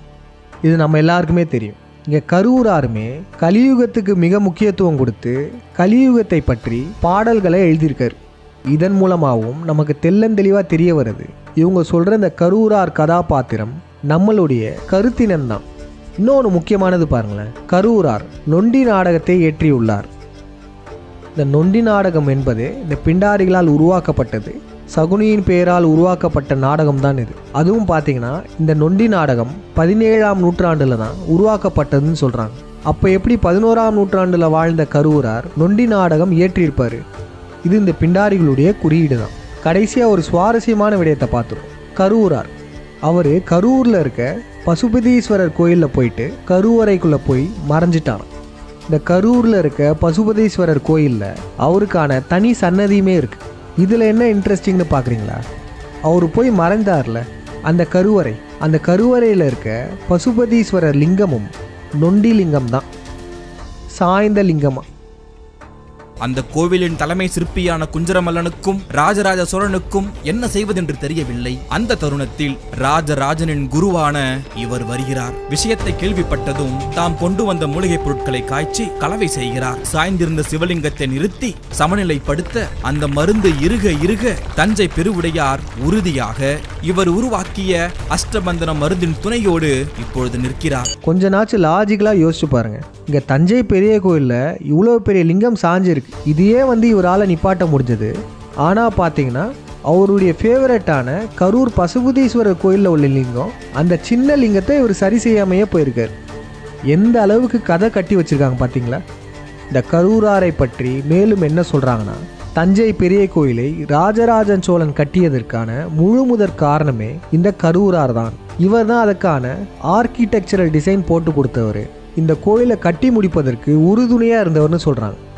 இதற்கு ஆய்வாளர் தெய்வநாயகம் ஐயா என்ன சொல்கிறாருன்னு பாருங்களேன். தஞ்சை பெரிய கோவில் கட்டுமானத்தில் கருவூராரோட பங்களிப்பு இருக்கு அப்படின்னு நிறைய கட்டுக்கதைகள் உலாவிக்கிட்டு இருக்கு. அந்த கதைகள்லாம் உண்மைதானா?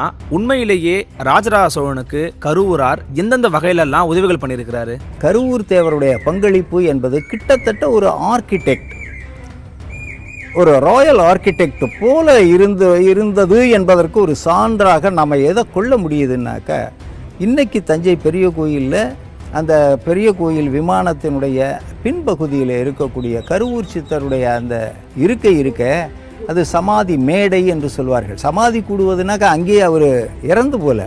சமாதி நிலை என்றால் தவத்தில் அவர் அந்த உச்ச நிலையை அடைந்து தியானம் செய்த இடம். இது பேர் சமாதி கூடுதல் என்று பேர். அந்த இருக்கையில் அவருடைய உருவம் இன்றைக்கும் வழிபாடு செய்யப்படுது. அது கருவூர் சித்தர் சமாதி மேடை என்றே சொல்லுகிறார்கள். அப்போ அந்த இடத்தினுடைய அந்த இருக்கை இருக்குல்ல, இருப்பிடம், லொக்கேஷன், அது கிட்டத்தட்ட ஒரு ஆர்கிடெக்ட் ஸ்டுடியோ இருக்க வேண்டிய இடமா இருக்குது. ஒரு ஆர்கிடெக்ட் ஸ்டுடியோ எப்படி இருந்து ப்ளூ பிரிண்ட்டை வச்சுக்கிட்டு ஒவ்வொரு இன்ஸ்ட்ரக்ஷனும் கொடுத்து கட்டுறதுக்கு ஏற்பாடு பண்ணுவோம், கிட்டத்தட்ட அதே லொக்கேஷனாக இருக்குது. அப்போ அந்த இருக்கையை பார்த்த பிறகு நமக்கு எது ஸ்ட்ரைக் ஆகுதுன்னாக்கா, ஒரு காலம் அங்கேயே அவர் இருந்து கொண்டு இந்த கட்டுமானம் முழுவதையும் வழிநடத்தி இருப்பாரோ.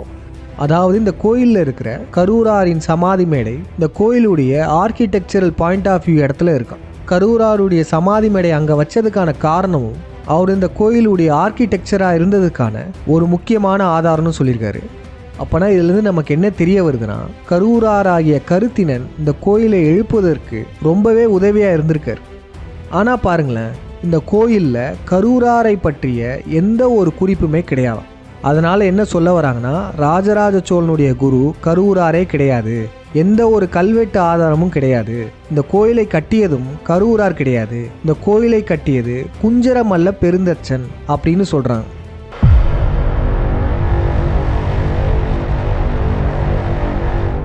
நம்ம முன்பே சொல்லிட்டோம், இந்த கல்வெட்டுகளில் பல குளறுபடிகள் வச்சுருக்காங்க. எந்த கல்வெட்டை மக்களிடம் காட்டணும், எதை மறைக்கணும், எதை சேர்க்கணும், எதை அழிக்கணுன்றது இந்த பிண்டாரிகள் தான் முடிவு பண்ணுவாங்க.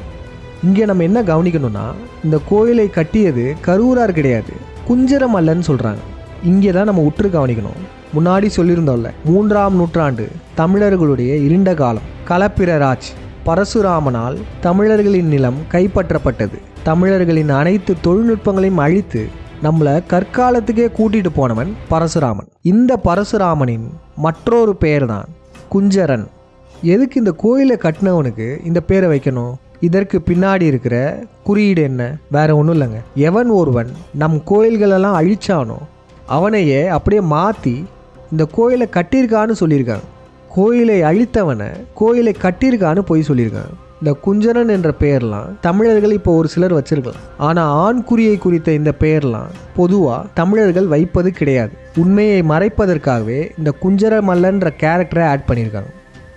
கிருஷ்ணனின் தலைமையில் இந்த கோயில் கட்டப்பட்டிருக்கும் என்பதற்கான ஒரு மிக முக்கிய சான்று ஒன்று இருக்குது. அதை தெரிஞ்சுக்கணுன்னா கிருஷ்ணனுக்கும் தமிழுக்கும் உள்ள தொடர்பையும் தஞ்சை பெரிய கோயிலுக்கும் தமிழுக்கும் உள்ள தொடர்பையும் நம்ம கொஞ்சம் தெரிஞ்சுக்கணும். கருத்தினன் 5000 ஆண்டுகளுக்கு முன்பு நம் மொழிக்கு தமிழ் என்ற பெயரை வைத்தவர். முதல்ல நம்ம மொழிக்கு தமிழ் என்ற பெயர் வைத்தவர் கிருஷ்ணன். தமிழுக்கு மிக முக்கிய பங்காற்றியிருக்கார். இதே இப்போ சொல்கிறேன்னா, இந்த தஞ்சை பெரிய கோயிலுக்கும் தமிழுக்கும் உள்ள தொடர்பை பாருங்களேன். இந்த கோயில் கருவறைக்குள்ளே இருக்கிற சிவலிங்கம் 12 அடி, அதாவது தமிழ் மொழியின் உயிர் எழுத்துக்களின் எண்ணிக்கை.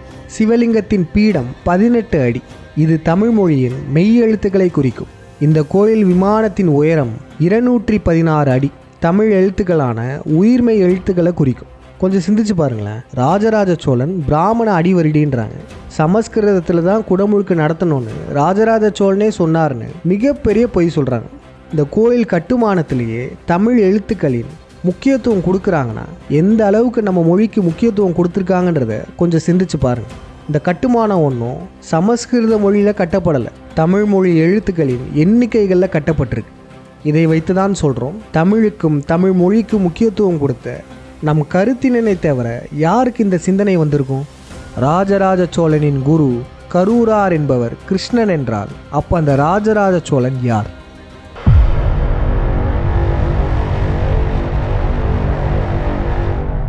மகாபாரதத்தில் கிருஷ்ணன் யாருக்கு குருவாக இருப்பார்? அர்ஜுனன். அப்போ இந்த ராஜராஜ சோழன் அர்ஜுனன் கதாபாத்திரமா? அருண்மொழிவர்மனான ராஜராஜ சோழன் தஞ்சை பெரிய கோயிலை கட்டியிருக்காருன்னு சொல்கிறாங்கல்ல, அர்ஜுனன் எதுவும் கோயில் கட்டியிருக்காரா? இல்லை அர்ஜுனன் கோயில் கட்டியது போல் பிராமணன் எதுவும் சொல்லியிருக்கானா? சொல்லியிருக்காங்க. மகாபாரத போர் முடிந்ததுக்கப்புறம் அர்ஜுனனே கோயில் கட்டியதாக இந்த பிண்டாரிகள் எழுதி வச்சிருக்காங்க. அந்த கோயில் எங்கே தெரியுமா இருக்குது? கேரளாவில் அரண்மூலா என்னும் ஊரில் உள்ளது. அந்த கோயில் பார்த்தசாரதி கோயில். பார்த்தசாரதி என்பது தேர் ஓட்டியான கிருஷ்ணரை குறிக்கும். இங்கே இவரை சொல்லக்கூடிய அருண்மொழி என்ற பேர் தான் அங்கே கேரளாவில் அரண்மூலா என்று சொல்லப்பட்டதா. அப்போ இதுலேருந்து என்ன தெரியுதுன்னா, மகாபாரத அர்ஜுனனும் கோயில் கட்டியிருக்கார் என்று பிராமணர்கள் எழுதி வச்சிருக்காங்க. அடுத்து பாருங்க, அர்ஜுனன் யாருக்கு மகன்? குந்தி தேவிக்கும் இந்திரனுக்கும் பிறந்தவர் தான் அர்ஜுனன். இங்கே பாருங்க, ராஜராஜ சோழனுடைய பிள்ளைகள். குந்தி தேவியின் பெயரில் இருக்கும் குந்தவை, இந்திரனின் பெயரில் இருக்கும் ராஜேந்திரன். அங்கே அவருடைய பெற்றோர்கள் குந்தி தேவியும் இந்திரனும். இங்கே அவருடைய பிள்ளைகள் குந்தவையும் ராஜ இந்திரனும். இந்த ராஜராஜ சோழனின் கதாபாத்திரம் அர்ஜுனன் தான் சொல்கிறதுக்கு ஒரு மிக முக்கியமான ஆதாரம் இருக்குது. அது என்ன தெரியுமா? ராஜராஜ சோழனின் மரணம். இன்று வரையிலுமே இது ஒரு மிஸ்ட்ரியாகவே தான் இருக்குது. ராஜராஜ சோழனின் இறப்பு யாருக்குமே தெரியாது. அவர் இறந்ததை எப்படிலாம் சொல்கிறாங்கன்னா, அவருடைய மகனால் கொல்லப்பட்டார் அப்படின்னும், அவர் ஒரு இலங்கை பெண்ணால் இந்த கோயில் விமானத்திலிருந்து 8வது மாடியிலிருந்து தள்ளிவிடப்பட்டு கொல்லப்பட்டார் அப்படின்னும், அப்புறம் அவரே மேலேருந்து கீழே விழுந்து சூசைட் பண்ணிக்கிட்டாரு அப்படின்னு பல்வேறு விதமாக சொல்கிறாங்க. இதை இன்னும் சிம்பிளாக சொல்லணும்னா 2 விதமாக சொல்லலாம். முதல் விதம், அவருடைய மகனால் கொல்லப்பட்டார். இரண்டாவது, இந்த கோயில் விமானத்திலிருந்து கீழே விழுந்து இறந்தார். இப்போ இந்த 2 வகையான டெத் இருக்குல்ல, இந்த மிஸ்ட்ரிக்கான சொல்யூஷன் நம்ம அர்ஜுனனை பற்றி தேடி பார்க்கும்போது தெரிய வரும். இந்த பிண்டாரிகள் எழுதி வச்ச மகாபாரதம், இந்த பிராமணர்களின் மகாபாரதம் படி அர்ஜுனனின் மரணம் எப்படி இருந்தது தெரியுமா? 1, அவருடைய மகனாலே கொல்லப்பட்டார்.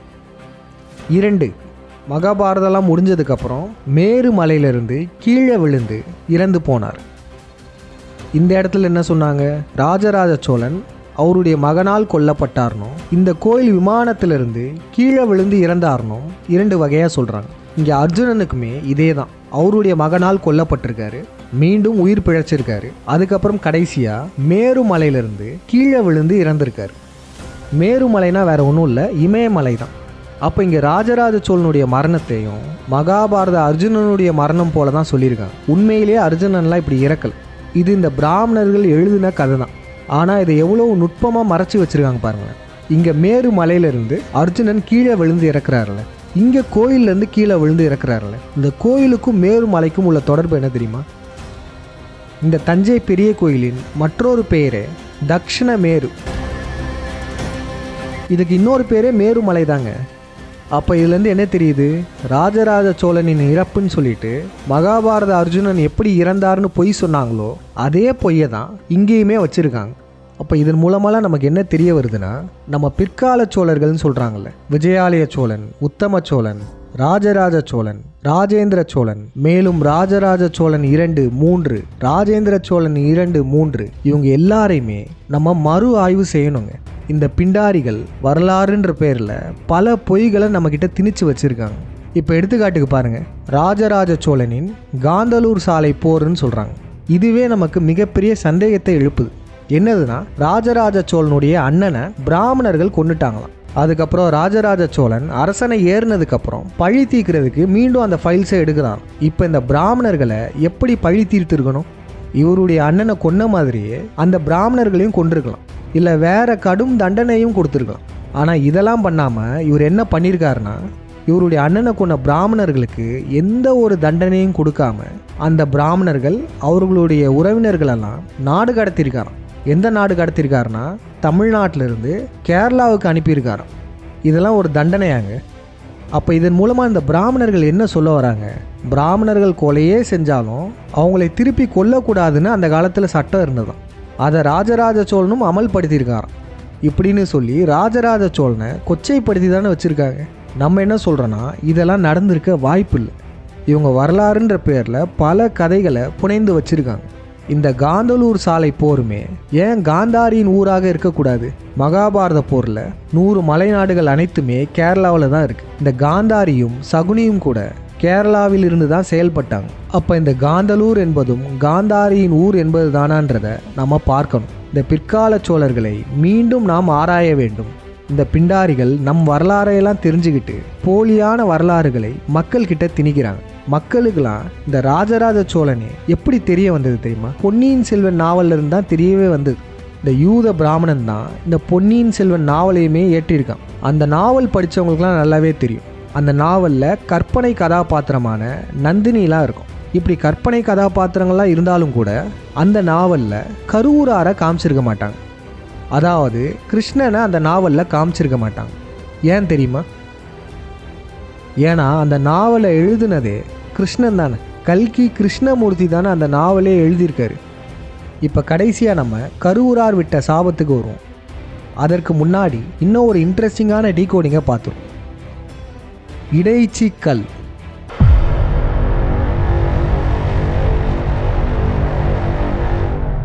விமானத்தில் இருக்க இந்த கல்லுக்கு ஏன் இடைச்சி கல்லுன்னு பேர் வந்தது தெரியுமா?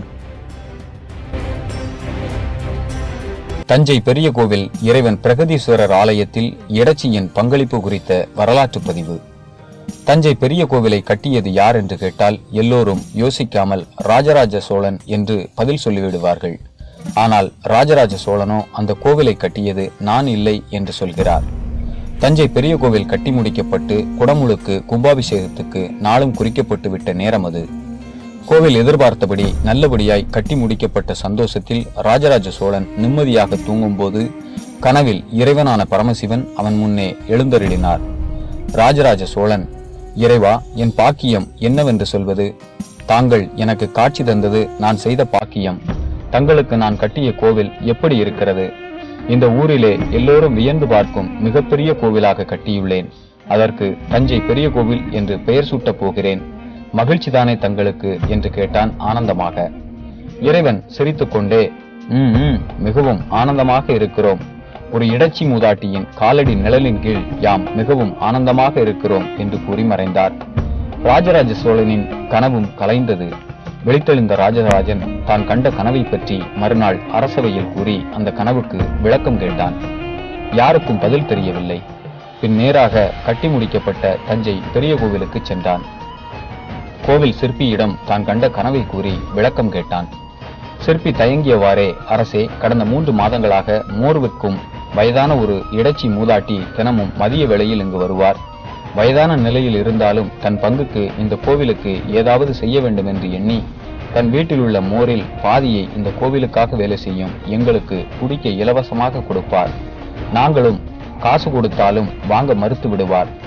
ஏதோ இந்த இடைச்சியால் இந்த கோவிலுக்கு செய்ய முடிந்த தொண்டு என்று கூறி காசு வாங்க மறுத்து விடுவார். இப்படி இருக்கும்போது போன வாரத்தில் ஒரு நாள் ஆலய சிற்பங்களின் எல்லா வேலையும் முடித்த எங்களுக்கு இறைவனின் கருவறையின் மேலிருக்கும் கல்லை மட்டும் சரி செய்யவே முடியவில்லை. நாங்களும் அதன் அளவை எவ்வளவோ முயற்சி செய்து அளவெடுத்து வைத்தாலும் கல்லின் அளவு அதிகமாக இருந்தது அல்லது குறைவாக இருந்தது. எங்கே ஆலய பணி நடக்காமல் போய்விடுமோ என்று நாங்கள் கவலையுடன் இருந்தோம். அப்பொழுது இந்த மோர் விற்கும் இடைச்சி மூதாட்டி வந்து மோர் கொடுத்து கொண்டே, ஏன் கவலையாக இருக்கிறீர்கள் என்று கேட்டார்கள். நாங்களும் கோபுரக்கல் சரியாகாத விஷயத்தை சொன்னோம். அதற்கு அவர்கள், என் வீட்டு வாசற்படியில் பெரிய கல் ஒன்று உள்ளது. நான் அதைத்தான் என் வீட்டிற்கு வாசற்படி போல வைத்துள்ளேன். அது புதைந்துள்ளது. முடிந்தால் அதை வேண்டுமானால் எடுத்து பொருத்தி பாருங்கள் என்றார். நாங்களும் நம்பிக்கை இல்லாமல் அந்த இடைச்சி மூதாட்டி சொன்ன கல்லை எடுத்து வந்து பொருத்தினோம். என்ன ஆச்சரியம்! கருவறையின் மேல்கூரைக்கு அளவெடுத்து வைத்தது போல் மிகச்சரியாக இருந்தது. அதைத்தான் இறைவன் தங்களுக்கு உணர்த்தியிருப்பார் என்று அடியேன் நினைக்கிறேன் என்றான் சிற்பி. இதை கேட்டதும் ராஜராஜனுக்கு எல்லாமே புரிந்தது. எவ்வளவு பொருள் செலவு செய்து கோவில் கட்டினாலும் இறைவன் நேசிப்பது அன்பான ஒருவரின் பக்தியைத்தான். பின் சுதாரித்து தன் அமைச்சரை அழைத்து, அமைச்சரே, கும்பாபிஷேகம் நடக்கும் நன்னாளில் அந்த ஆயர்குல மூதாட்டியை அரண்மனைக்கு அழைத்து வாருங்கள். நான் வெண்குடை ஏந்தி அந்த அம்மையாரை வைத்து கும்பாபிஷேகம் நடத்த ஏற்பாடு செய்யுங்கள் என்று ராஜராஜ சோழன் உத்தரவு பிறப்பித்துள்ளார். இந்த கோவிலை கட்டியது அந்த மூதாட்டி ஆயர்குல இடைச்சிதான், நான் அல்ல. இதற்கு இறைவனே சாட்சி என்றான் ராஜராஜ சோழன். இன்றும் தஞ்சை பெரிய கோவில் கோபுரக்கல் இடைச்சிக்கல் என்று அழைக்கப்படுகிறது. வரலாற்றை அடுத்த தலைமுறைக்கு கடத்துவோம். கதை நல்லா இருக்குல்ல. பாட்டி மோர் வித்துட்டு இருந்தாங்க. இந்த கோயில் கட்டுமான பணியில் இருக்கிறவங்களுக்குலாம் மோரை இலவசமாக கொடுத்துருக்காங்க. கோயிலை ஃபுல்லாக கட்டி முடிச்சாச்சு. ஆனால் மேலே இந்த கூரையை மூடுற கல் வந்து சரியாக பற்ற மாட்டேங்குது. ஒன்று சின்னதாக இருக்குது, இல்லை பெருசாக இருக்கும். அதனால எல்லாம் சோகமாக இருந்திருக்காங்க. அப்புறம் இந்த பாட்டி வந்து சொல்லியிருக்காங்க, இதான பிரச்சனை, எங்கள் வீட்டு வாசலில் ஒரு கல் இருக்குது, அதை எடுத்துகிட்டு வந்து வைங்கன்னு சொல்லியிருக்காங்களாம். இவனுங்களும் போய் எடுத்துகிட்டு வந்து வச்சுருக்காங்களாம். சரியாக சிவலிங்கத்துக்கு மேலே அந்த கூரையை மூடுற மாதிரி பொருந்திருச்சான். இதை சிவன் ராஜராஜ சோழனுடைய கனவுல வந்து சொன்னாராம். இதெல்லாம் நம்புற மாதிரியா இருக்குது. இன்னொரு விதமாக ஒன்று சொல்கிறாங்க. அது என்ன சொல்கிறாங்கன்னா, ஒவ்வொரு மக்களுக்குமே கோயிலுக்கு கான்ட்ரிபியூட் பண்ணாங்க. அப்போ அங்கே வயசான பாட்டி அவங்களால முடிஞ்சது அந்த மோரை மக்களுக்கு கொடுத்தாங்க. இதை பார்த்து இறக்கப்பட்ட ராஜராஜ சோழன் அந்த இடைச்சி பாட்டியுடைய பேரை இந்த மேலே இருக்கிற கல்லில் செதுக்கியிருக்காரு. அவ்வளோதான் அப்படின்னு சொல்கிறாங்க. ஆனால் இதுவுமே லாஜிக்கலாக இல்லைங்க. எல்லா மக்களுமே கஷ்டப்படுறவங்க தான். இந்த பாட்டியும் மோர் கொடுத்து கஷ்டப்படுறவங்க தான். ஆனால் அதுக்காக இவங்களுடைய பேரை மேலே விமானத்தில் தான் வைக்கணும்னா அதெல்லாம் கிடையவே கிடையாது. அப்போ இந்த இடைச்சிக்கல் கட்டுக்கதை மூலமாக நமக்கு என்ன தெரிய வருது? இந்த பிண்டாரிகள் இதன் மூலமாக நமக்கு ஏதோ ஒரு க்ளூ கொடுத்துருக்காங்க. அது என்னதுன்றதை இப்போ பார்ப்போம். இந்த கோவிலை கட்டியது அந்த மூதாட்டி ஆயர்குல இடைச்சிதான், நான் அல்ல, இதற்கு இறைவனே சாட்சி என்றான் ராஜராஜ சோழன். இந்த கோவிலை கட்டியது அந்த மூதாட்டி ஆயர்குல இடைச்சிதான், நான் அல்ல, இதற்கு இறைவனே சாட்சி என்றான் ராஜராஜ சோழன். இந்த இடைச்சி பாட்டின்னு இருக்குல்ல, இது வேற யாரும் கிடையாதுங்க, இடையர் குல தலைவனான கிருஷ்ணன். இந்த பிண்டாரிகள் எப்பயுமே கிருஷ்ணனையும் அர்ஜுனனையும் அசிங்கப்படுத்துவதற்காகவே கிருஷ்ணனை பெண்ணா காமிப்பாங்க, அர்ஜுனனை அலியா காமிப்பாங்க. அப்படிதான் இந்த இடையர் குல பாட்டி என்பதும் கிருஷ்ணன் தான். இங்கே க்ளூவே என்னதுன்னா, அந்த பாட்டி இடையர் குலம் என்பதும் அவங்க விற்ற மோரும் தான். மோர் என்பது பட்டர் மில்க். இதுவுமே கிருஷ்ணனுக்கு தொடர்புடையது தான். அப்போ இந்த இடையர்குல பாட்டி என்பது நம்மளுடைய கிருஷ்ணன் தான். ஆனால் இங்கே ஏன் இந்த கிருஷ்ணன் கல் கொடுத்த மாதிரி வச்சுருக்காங்க? ஒருவேளை உண்மையிலேயே நம்ம கிருஷ்ணன் இந்த கோயில் கட்டுவதற்காக கல் கொடுத்தாரோ? நம்ம முன்பு என்ன பார்த்தோம்? இந்த கோயில் கட்டுவதற்கு மிகவும் உறுதுணையாக இருந்தவர் கிருஷ்ணன்றதை பார்த்தோம். கருவூர் சித்தர் சமாதி மேடை என்றே சொல்லுகிறார்கள். அப்போ அந்த இடத்தினுடைய அந்த இருக்கை இருக்குல்ல, இருப்பிடம், லொக்கேஷன், அது கிட்டத்தட்ட ஒரு ஆர்கிடெக்ட் ஸ்டுடியோ இருக்க வேண்டிய இடமா இருக்குது. ஒரு ஆர்கிடெக்ட் ஸ்டுடியோ எப்படி இருந்து ப்ளூ பிரிண்ட்டை வச்சுக்கிட்டு ஒவ்வொரு இன்ஸ்ட்ரக்ஷனும் கொடுத்து கட்டுறதுக்கு ஏற்பாடு பண்ணுவாங்க, கிட்டத்தட்ட அதே லொக்கேஷனாக இருக்குது. அப்போ அந்த இருக்கையை பார்த்த பிறகு நமக்கு எது ஸ்ட்ரைக் ஆகுதுன்னாக்கா, ஒரு காலம் அங்கேயே அவர் இருந்து கொண்டு இந்த கட்டுமானம் முழுவதையும் வழிநடத்தி இருப்பாரோ? அதற்கு முன்பு என்ன பார்த்தோம்? இந்த கோயிலில் உள்ள கிரானைட். இந்த கிரானைட் கற்கள் தஞ்சாவூரை சுற்றி எந்த ஊர்லேயுமே இல்லை, வெளியில இருந்தால் கொண்டு வரப்பட்டிருக்கு. அதுவும் உயர்தரமான கிரானைட் வகையை தேர்ந்தெடுத்து கட்டியிருக்காங்க. ஏன்னா அப்படி கட்டுனதுனால தான் இத்தனை நூற்றாண்டுகளும் ஒரு விரிசல் கூட விழாமல் இருக்கு. அப்போ இந்த உயர்தர கிரானைட்டை ஏன் கிருஷ்ணன் கொடுத்துருக்க கூடாது? இது நம்ம புரிஞ்சுக்கணுன்னா கிருஷ்ணனுடைய ஊரை நம்ம பார்க்கணும். திண்டுக்கல். இந்த ஊருக்கு திண்டுக்கல்னு பேர் வந்ததுக்கான காரணம் என்ன சொல்கிறாங்கன்னா, இந்த ஊருடைய மத்தியில் கரெக்டாக சென்டர் பாயிண்டில் திண்டு போன்ற ஒரு கல் உள்ளதான். அதனால் இதற்கு திண்டுக்கல் என்ற பெயர் வந்ததுன்னு சொல்கிறாங்க. இந்த ஊருடைய மத்தியில் ஒரு கல் இருக்குது, அது ஒரு பெரிய குன்று. அதை தான் திண்டுக்கல் ராக் ஃபோர்ட்டுன்னு சொல்லுவாங்க. திண்டுக்கல் என்பது கிருஷ்ணருடைய சொந்த ஊருன்னு நம்ம எல்லாருக்குமே தெரியும். ஆனால் இந்த திண்டுக்கல் ராக் ஃபோர்ட்டுக்கும் கிருஷ்ணருக்கும் தொடர்பு இருக்கா?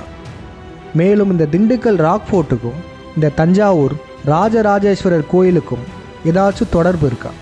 இந்த ராக் ஃபோர்ட்டை கட்டினவர் யாருன்னு சொல்கிறாங்கன்னா முத்து கிருஷ்ண நாயக்கர். உண்மையிலே இந்த நாயக்க மன்னர் தான் கட்டினாரான்றது நமக்கு தெரியாது. இங்கே நீங்கள் கவனிக்க வேண்டியது இவருடைய பேர் கிருஷ்ணன். அது மட்டும் இல்லை, இந்த குன்றை வேற எந்தெந்த மன்னர்கள்லாம் பயன்படுத்தியிருக்காங்கன்னா, பாண்டிய மன்னன் குலசேகரன், அதுக்கப்புறம் திப்பு சுல்தான். நமக்கு என்ன சந்தேகம்னா, இவங்க அனைவரின் பெயருமே கிருஷ்ணருடைய பெயர்களாகவே இருக்குது. இதன் மூலமாக நமக்கு தெரிய வருது, இந்த ஃபோர்ட்டுக்கும் கிருஷ்ணருக்கும் ஏதோ ஒரு தொடர்பு இருக்குது.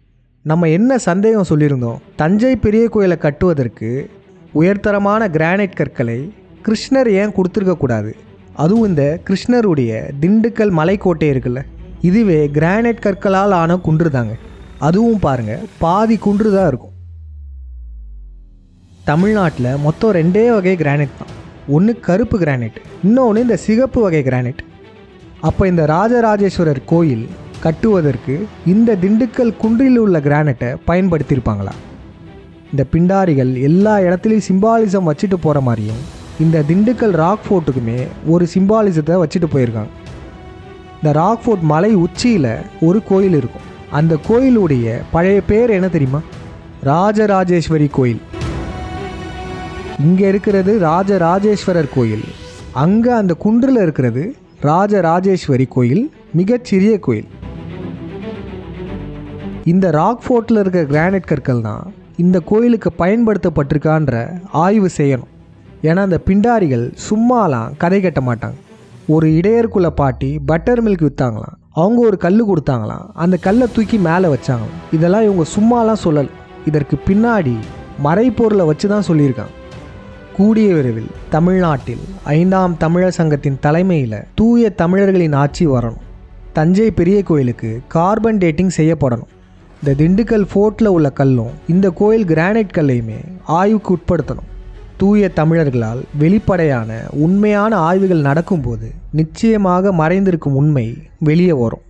கேரளாவில் உள்ள பத்மநாபசாமி கோயிலெல்லாம் இந்த மலையாளிகள் 5000 ஆண்டு பழமையானதுன்றாங்க.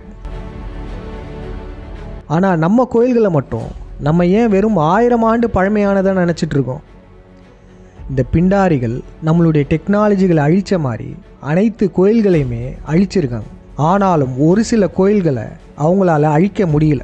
அதுவும் இந்த தஞ்சை பெரிய கோயில் போன்று உயர்ந்த டெக்னாலஜியில் கட்டப்பட்ட கோயிலை இவங்களால் அசைத்து கூட பார்க்க முடியல. அதையும் தாண்டி அழித்தால் அந்த அழிக்க நினைப்பவர்கள் மரணிக்கிறார்கள். இதுதான் இந்த கரூராரின் சாபம், நம்ம கிருஷ்ணருடைய சாபம். சாபம் என்பது இந்த கோயிலுக்கு போகிற பொதுமக்களுக்கு கிடையாது, இந்த கோயிலை அழிக்க நினைப்பவர்களுக்கு தான். இந்த கோயிலை அழிக்கவே முடியாதுன்னு தெரிஞ்சுக்கிட்டு தான் இந்த பிண்டாரிகள் என்ன பண்ணியிருக்காங்கன்னா மற்ற எல்லாத்தையுமே மாற்றி அமைச்சிருக்காங்க. கல்வெட்டுகள், சிற்பங்கள், இதை சுற்றி உள்ள மர்ம கதைகள் எல்லாத்தையும் அவங்களுக்கு தகுந்தாற் போல மாற்றி அமைச்சிருக்காங்க. என்னதான் இவங்க மாற்றினாலும் உண்மை வரவேண்டிய காலத்தில் நிச்சயம் வரும். இந்த கலியுகத்தில் ஆசீவகம் மறைந்து போகும் என்பதை தான் கிருஷ்ணர் கணிச்சிருக்கார். ஆனால் கலியுகம் முடிந்து சத்தியுகம் ஆரம்பிக்கும் போது மீண்டும் ஆசீவகம் எழுன்றது நம்ம கடவுளர்களுக்கு நல்லாவே தெரியும். அதுதான் இப்பயும் நடந்துட்டுருக்கு. இது சத்தியுகம், உண்மைகள் வெளிவரும் காலம். உண்மைகளை எப்படி மறைச்சி வச்சுருந்தாலும் சரிங்க, அது நிச்சயமாக வெளியே வரும். எப்படி இந்த கோயில் கருவறைக்கு பின்னாடி நம்ம ஆளுங்க வரைஞ்சி வச்சுருந்த பெயிண்டிங்கை மறைச்சு இந்த பிண்டாரிகள் ஒரு பெயிண்டிங்கை வரைஞ்சி வச்சுருந்தாங்க. ஆனால் இந்த கலியுகம் முடியும் போது மேலே உள்ள பெயிண்டிங் உதிர்ந்தது பார்த்தீங்களா?